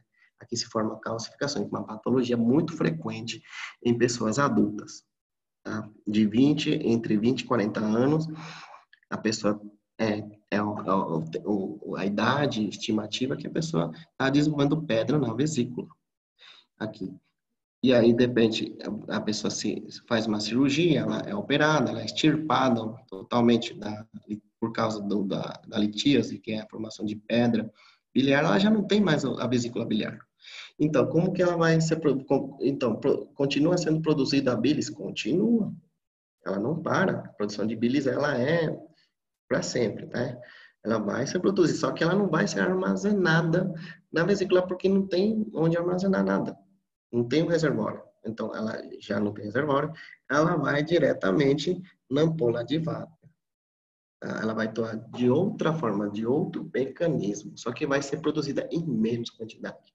Não vai chegar tanta bilis aqui, por causa que já não temos reservatório. Então, não tem reservatório, não tem muita produção, já vai diminuir a quantidade de produção e somente vai ser liberada em processo de digestão, e quem vai suprir essa função de digerir os alimentos como muito gordurosos, né? Vamos falar assim, alimentos gordurosos, com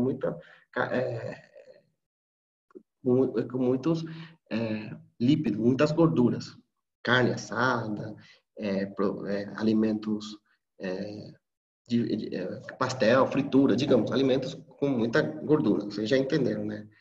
Fritura, carne assada, tudo que tiver derivado de gordura, então ela vai ter que ser digerida, Na ampola de Vater, sim, mas em menos quantidade, com menos quantidade de produção de bilis e maior quantidade de suco pancreático. Então, o suco pancreático vai ter que suprir a maior quantidade de trabalho de tentar contrarrestar, eliminar, diminuir a quantidade de gordura que está sendo consumida e está sendo transformada lá na ampola de Vater. E na ampola de Vater é que sim, ocorre a transformação do quimo em quilo. Tá? Aqui tem quimo, vai transformar em quilo, que é uma substância um pouco mais líquida para facilitar a absorção no intestino delgado. Tá? Espero que tenham entendido essa parte. Então, Posteriormente, posterior a uma cirurgia, a pessoa já não tem vesícula, já é extirpada, então ela vai produzir menos bilis, porque ela tem que só ser liberada em processos de digestão alimentar, tá? Não vai ter aquela produção de 1 litro a mais, por causa que já não temos o reservatório, que é a vesícula biliar. Entendemos? A gente já falou das células específicas dos colangiocitos, hepatócitos, que tudo se encontra no espaço periportal portal de Moll, onde se encontra a conduto biliar. Aqui a imagem de novo. Beleza. Se a gente vai analisar a imagem da vesícula aqui, vamos ver um pouquinho. O que é a vesícula biliar? A gente já entendeu um pouquinho, falamos sobre o conduto, colédoco, hepático comum, cístico, válvula de Heister. Vamos falar especificamente somente agora da vesícula, tá? Só a vesícula agora. A vesícula, a gente já falou, já entendeu que ele é um órgão oco, formato de pera, já falou, armazena quantos ml de bilis ela pode armazenar? 550 ml, porque ele não enche totalmente, até pela metade. Depois ela tem que ser secretada continuamente, paulatinamente, e principalmente ele se esvazia quando a gente está em um período de refeições. De manhã, café da manhã, almoço e janta. Ou janta matutino, sei lá, às 7, 8 da noite, uma janta nesse horário adequado. Aí vai ser secretada continuamente nossa bilis. A vesícula biliar concentra e armazena bilis. A gente já entendeu que ela é o principal reservatório de bilis. Quem produz a bilis é o fígado. Quem concentra a bilis é a vesícula biliar. A bilirrubina se genera na degradação da hemoglobina, é liberada no plasma sanguíneo e transportada unida à albúmina até o fígado. Entenderam? Então, a bilirrubina, a gente falando de bilis, a bilirrubina é o quê? É um composto também formado pelo fígado. Para quê? Para degradar a hemoglobina, porque a gente sabe que a hemoglobina se encontra, a principal componente do glóbulo vermelho, das hemácias, e isso é liberado. Por que ela tem que degradar? Porque muitas vezes as hemácias ela já cumprem seu ciclo celular, 120 dias, ela tem que ser degradada. Ela tem que ser degradada, né? Totalmente, e dar lugar à formação de novas formações de hemácias, no ciclo celular, né? Da vida média. Então, o que acontece com o resto de células mortas, células velhas? A bilirrubina se encarrega de degradar a hemoglobina que esteja circulando na corrente sanguínea, e essa é porque ela é liberada no plasma sanguíneo. Essa bilirrubina é liberada no plasma sanguíneo, tá? Isso, a gente já viu que uma das funções do fígado é a produção de plasma para o sangue, e transportada e unida à albúmina. A albúmina ela que vai ser a unidade que vai conduzir até o fígado. Que ela vai conduzir? A bilirrubina. A bilirrubina vai transportar conjuntamente com a albúmina até o fígado. A albúmina o fígado tem que receber essa albúmina, uma proteína, para degradar toda a hemoglobina no plasma sanguíneo. Se vazia através do conduto cístico, que a gente está vendo o conduto cístico, ela vai ser esvaziada, liberada. O que vai ser esvaziado? A bilis, claro.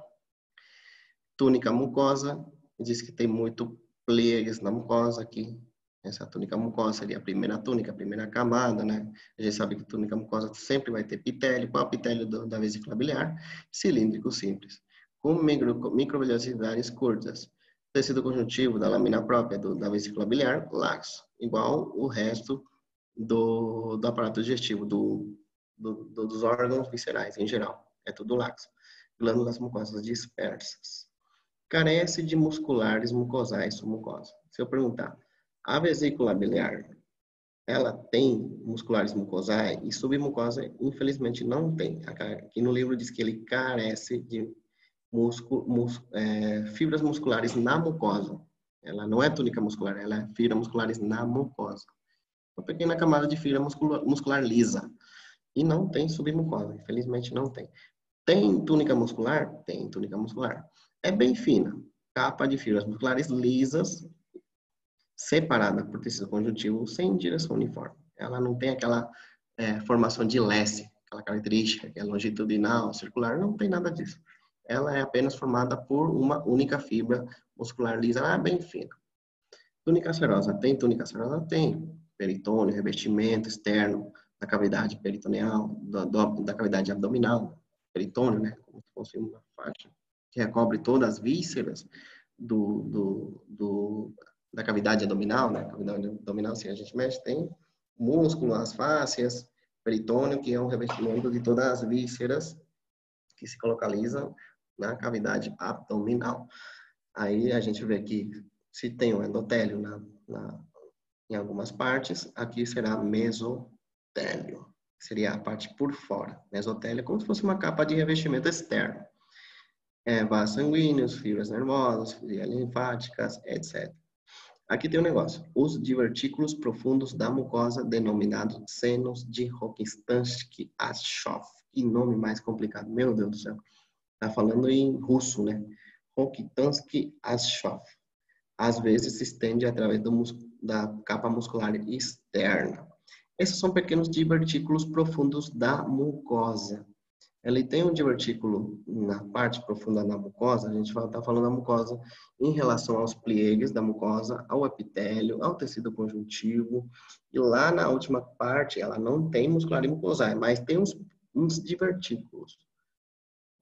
Esse encontra entre a mucosa e a túnica muscular. Entre a túnica mucosa e entre a túnica muscular, aí a gente vai encontrar os pequenos divertículos da mucosa, porque é profunda na mucosa, chamada senos de Rokitansky-Aschoff. Rokitansky-Aschoff. Vamos ver aqui um pouquinho na imagem, né? O que a gente está falando. De novo, a gente falou sobre o epitélio, a túnica mucosa da vesícula. A gente está analisando apenas a vesícula biliar. Aqui a gente está vendo, né, que a vesícula ela tem um epitélio dele, ela é cilíndrico simples, tem essas pequenas microvelhosidades, é uma microvelhosidade, é bem curta e bem escassa, não tem muito. Ele tem aqueles pliegues. O que significa pliegues? Anota aí, são como se fossem curvaturas, como se fossem aqueles pliegues, aquelas arrugas. Está tudo enrugadinho, igual no estômago, né? Quando o estômago está vazio, o estômago se encontra em formato de pliegues, tudo enrugadinho, tudo enrugado. Então, é a mesma coisa aqui, está tudo enrugadinho.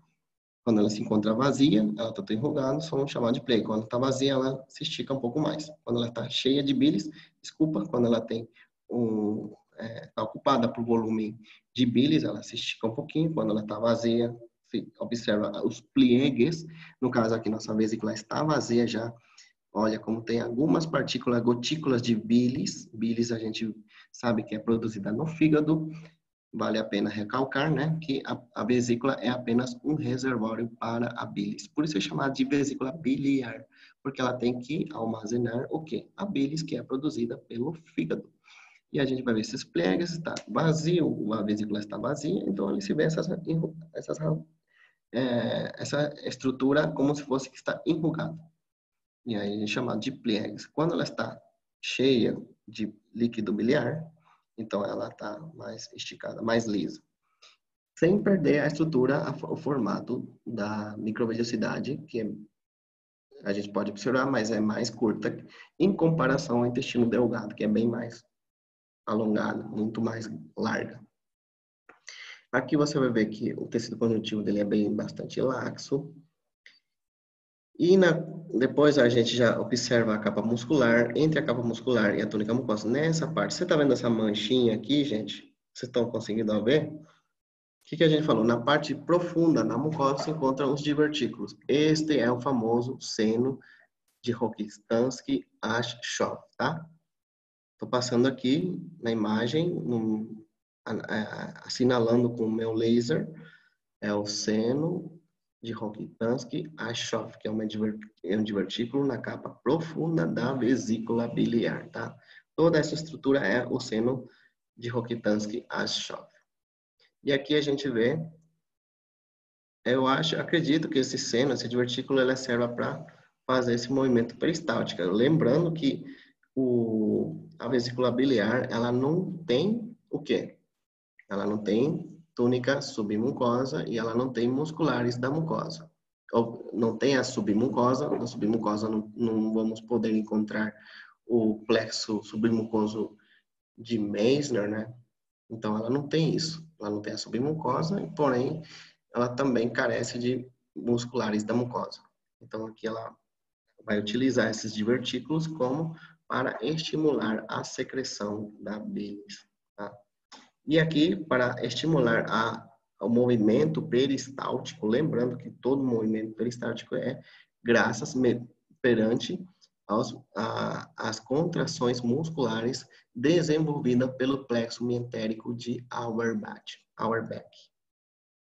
Aqui a gente vai ver que a fibra muscular, ela não tem um formato específico, ela é totalmente distribuída, mas ela é bem fina, por fibras musculares lisas apenas, e tecido conjuntivo perimuscular, que já é a parte do peritônio, mesotélio, que já seria a capa externa, o recobrimento da vesícula biliar. Aí na outra imagem a gente vê a capa mucosa, o epitélio, essa aqui são as velhosidades, as microvelhosidades, bastante curta, não é muito, é bem mais escassa aqui em comparação com o intestino delgado.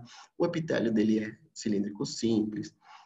Já eu observo o tecido conjuntivo laxo, já observo a capa muscular aqui, que é somente por fibras musculares lisas, é bem fina.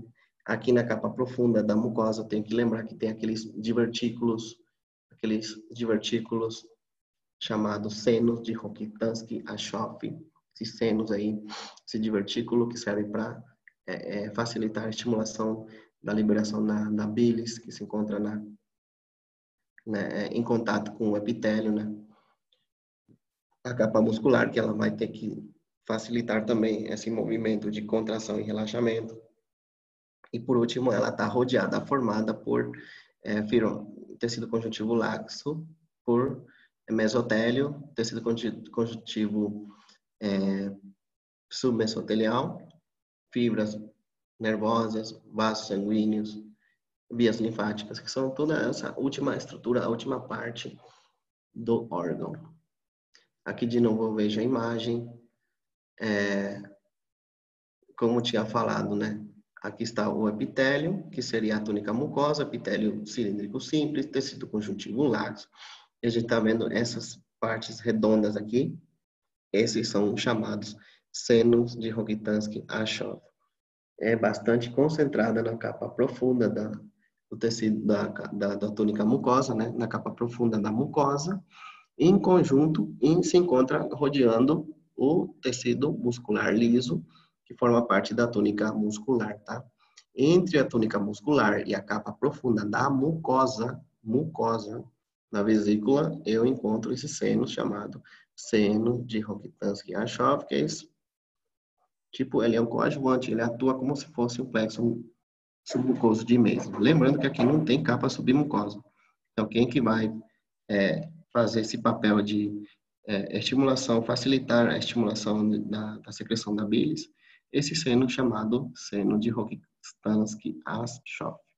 Aqui é uma imagem mais geral, onde eu já estou observando o tecido epitelial da túnica mucosa, que a gente já sabe que é um cilíndrico simples. Tem pequenas microvelhosidades. A gente está vendo a capa muscular bastante. Essas são todas fibras musculares. Aqui a gente se encontra pequenas glândulas. Digamos que essas glândulas da capa mucosa tem pequenas glândulas. E aqui são esses nódulos que a gente falou na capa profunda, né? Essas pequenas glandulinhas embaixo. Toda essa parte redonda que você está vendo em formato de glândula, essas são os senos de Rokitansky-Aschoff. Parecem umas glândulas submucosas, mas na verdade essas são chamadas de senos de Rokitansky-Aschoff, tá bom? É só isso. Ela não tem glândula, tem esses senos. E aqui outra imagem analisando uma imagem da túnica mucosa, do tecido epitelial, cilíndrico simples, com microvelhosidades, formato de microvelhosidades aqui. Tudo é túnica mucosa com bastante vasos sanguíneos. Aqui são capilares sanguíneos que a gente encontra na túnica mucosa, tecido conjuntivo laxo. Essa parte vermelha que vocês estão vendo, cheio de glóbulos vermelhos é um capilar sanguíneo contínuo, provavelmente seja um capilar contínuo, arteriolar.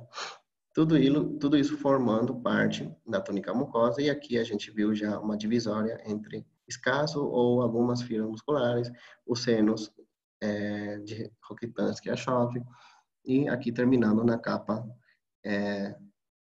uma capa mesotelial, que é a capa externa da vesícula biliar.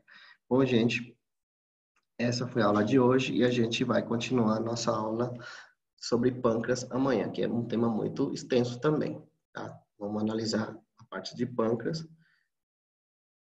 Amanhã, 8h30, pode ser, gente? Falta pouco já. Só para a gente ter conteúdo amanhã. Tá bom.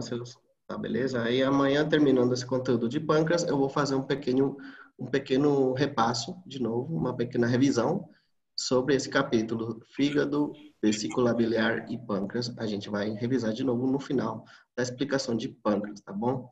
Tá bom. Eu já vou Tudo bem, tentar professor. facilitar já os questionários para vocês irem completando, fazendo seu resumo.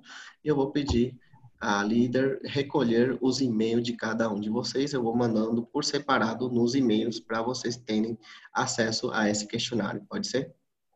Ok. Beleza, gente. Pode ser. Por isso é tudo. Qualquer dúvida, a gente tá aí. Vai fazer chamada ou já fez? Não, não vou fazer a chamada. A chamada eu vou exonerar por hoje, tá?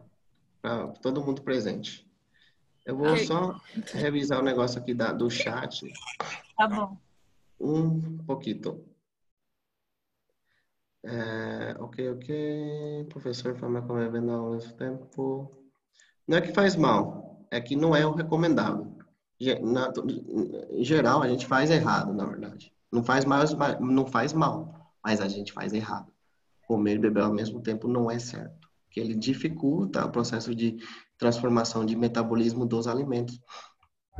O certo é comer e depois de 10 minutos, a gente faz errado, né? Sempre fez errado. Depois é beber um líquido, pode ser frio ou pode ser quente. Você vai reparar, quem faz isso, quem faz certo esse processo de digestão na refeição são os orientais, japoneses, chineses. Depois de uma comida, você não vai ver eles bebendo um suco, uma Coca-Cola lá, não.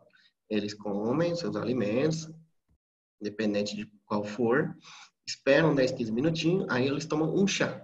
Eles não tomam suco, também refrigerante nem pensar. Alguns que outros, né?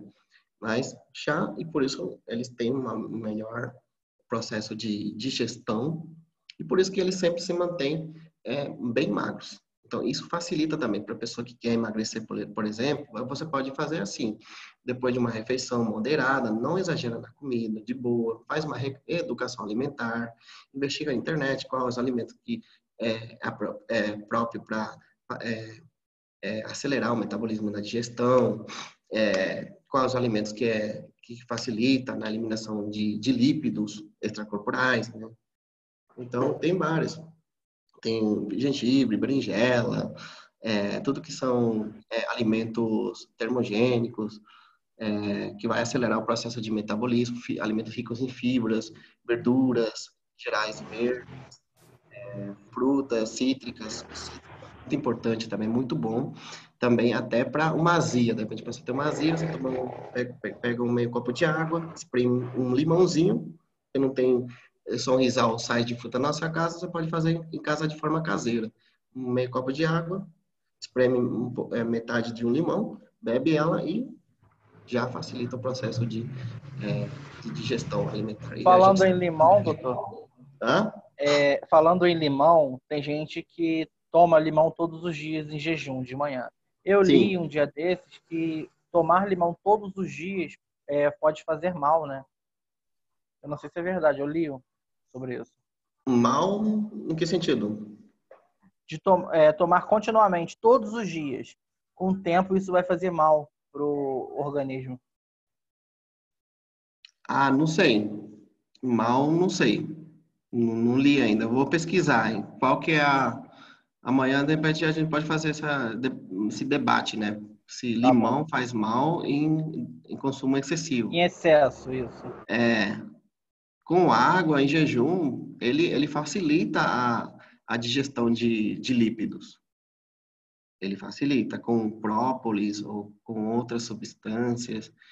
Ele é bom, ele não é mau, ele é bom. Eu recomendo. Ele reforça seu sistema imunológico, ele tem muita vitamina C, o que a gente precisa agora, né? Doutor, Nessa temporada de pandemia. Pode falar. é verdade que o limão também prepara o estômago para o alimento? Porque tem muita gente que troca, né, omeprazol, porque tem muita gente que toma que nem água, né, o omeprazol. Uhum.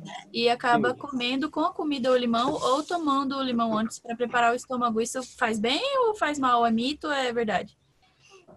Não sei, eu acredito que ele estimule um pouco a produção de ácido clorídrico, né? Na verdade, o ácido cítrico, ele em contato com o ácido clorídrico, ele faz uma neutralização.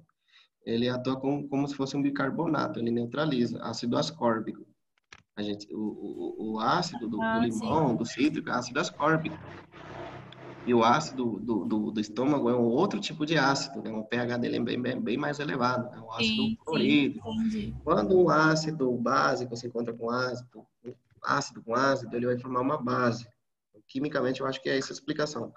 Ele vai melhorar, tipo, na diminuição do pH, ou seja, a corrosão, ele vai aliviar a corrosão do ácido clorídrico em pessoas que têm gastrite. Para isso, ele é bom. Para ele fazer esse processo de neutralização, para não produzir mais inflamação, mais pH, mais a produção de ácido clorídrico, porque ele corrói... Exatamente isso. Acho que a pessoa que faz isso tem gastrite, entendeu? E é verdade, doutor, que um problema, no caso a rinite, ela é originária de alguma disfunção do sistema digestivo, algum problema no estômago e ela desencadeia a rinite? Não sei, a rinite é mais por hipersensibilidade do IgE. É uma doença crônica por aumento das células eosinofílicas. É o eosinófilo em demasiada quantidade. Eu não sei se tem muito a ver relacionado com o sistema digestivo, mas pelo que eu li de rinite, ele não é originado por um transtorno digestivo. Ele é originado... Ele pode até aumentar a crise de rinite, mas ele não é o principal produtor ou causador de rinite. Mas tem nexo, então, né? Tem a ver o estômago com a rinite? Pode ser. Se a pessoa está consumindo alguns alimentos que ela tenha alergia, ela pode dar rinite, aquele espirro, né? Tô comendo um chocolate. E espirrei, me fez mal, me deu rinite. Pode ser, mas quando a pessoa consome alimentos que ela tem alergia, rinite é relacionado com alergia, entendeu? Obrigada por responder minha pergunta. Que é pessoa que é muito alérgico. Eu, por exemplo, tenho rinite, eu posso falar por mim. Eu tenho muita alergia a pó, mudança de clima, tá frio, tá calor, e já começo a espirrar. Ar-condicionado não pode ficar muito tempo, porque eu saio do ar-condicionado, saio para fora, já a temperatura lá fora é diferente do ar-condicionado, eu já começo a espirrar. Isso, a pessoa que tem rinite, eu já me fiz o estudo, é somente descongestivo e antialérgico que resolve a rinite. E, claro, tem relacionado com o sistema digestivo quando você consome alguns alimentos que você tem alergia. Ele aumenta a tua imunoglobulina E, que é o principal causador da rinite, quando ele está em excessiva, em um valor muito alto, tá bom? Um valor muito alto do IgE vai produzir essa anafilaxia que a gente fala, anafilaxia. Tá bom, doutor. Muito obrigado, tá? Pelo esclarecimento. Beleza? Tá, de nada, gente. Qualquer pergunta ou dúvida, espero que eu já esteja esclarecido as perguntas de vocês. Tá bom? É isso. Valeu, gente. Até amanhã, 8h30, pode ser? Vamos finalizar a parte de pâncreas. Pode sim, doutor. Valeu, gente. Um abraço. Fique com Deus. Um abraço. Fica com Deus Se também. cuidem. Até mais. Tchau, tchau. Doutor, Fala. você já fez a chamada? Não estou fazendo, mas se alguém se encarregar de anotar, se me ajudar, Pode ser. Como que eu não sei os outros como fizeram. Chamaram assim em viva voz? Eles fizeram Foi. chamada. Como que fizeram? Eles viram quem estava presente e colocaram presença. Depois eles vão encaminhar isso para a Jô. Tá, aqui tá. Vou tirar uma fotinho. Só tem 10, mas para mim tinha 13. Comigo é 13. Então, no total são 12 alunos que tem que estar. Edneia, Presente. Vitória, Amanda, Carolina, Bruna. Bruna disse que está com Ana Clara. Ana Clara. Bruna e Ana Clara estão juntas. Dani, Francisca, Júlia Maria, Manuel Neto e Paulo Marcos. Beleza, eu vou só para o protocolo, vocês me deixam, eu vou anotar. Então, E a Manu também, a Manu tava aí. Manu já saiu, né? Mas eu vou anotar o nome dela. Eu vi ela aí não se preocupe, que eu vou anotar o nome dela também. Então, beleza. Eu não vou chamar mais, eu vou anotar rapidão aqui. Hoje é dia 8. 8. 8 já? Já. 8/4, né? Isso. Tá, vou anotar aqui. Vitória. Rapidão. Amanda. Só tem uma Amanda, né? Só. Bruna. Ana Clara. Ana Clara. Daniele. Daniele. A Manu também me falaram que estava aí, né? Manu, Paulo Marcos. Manuela. Paulinho, né? Isso. Depois, Edneia. Edneia, Manuel. Francisca. Edneia, Manuel, Francisca, Júlia. Júlia e só. Botou meu nome, Amanda? Paulo Marcos, faltou Paulo Marcos aqui. O Paulo Marcos já foi. Vou Sou fazer eu. de novo. Vitória, Eu. Amanda. Amanda tá aí? Tá. Eu, tô aqui. Bruna, Ana Clara, Amandinha maravilhosa. Peraí, eu tô aqui. Eu também. Daniele, Tô aqui, professor. Manuela, Estava aqui, mas ela pode botar presença para ela. Paulo Marcos, Eu. Edneia, Presente. Manuel, Francisca, Gente, Júlia Maria. Aqui. Então, tá todo mundo já. Ok, então, professor. Beleza? Então, até amanhã, gente. 8h30. Se preparem, leiam essa parte de pâncreas pra gente entender um pouquinho. Tá. Fica com Deus. Se cuidem-se Amém. bastante, gente. Beleza? Até mais. Tchau, tchau. Mas eu também, fica com Deus.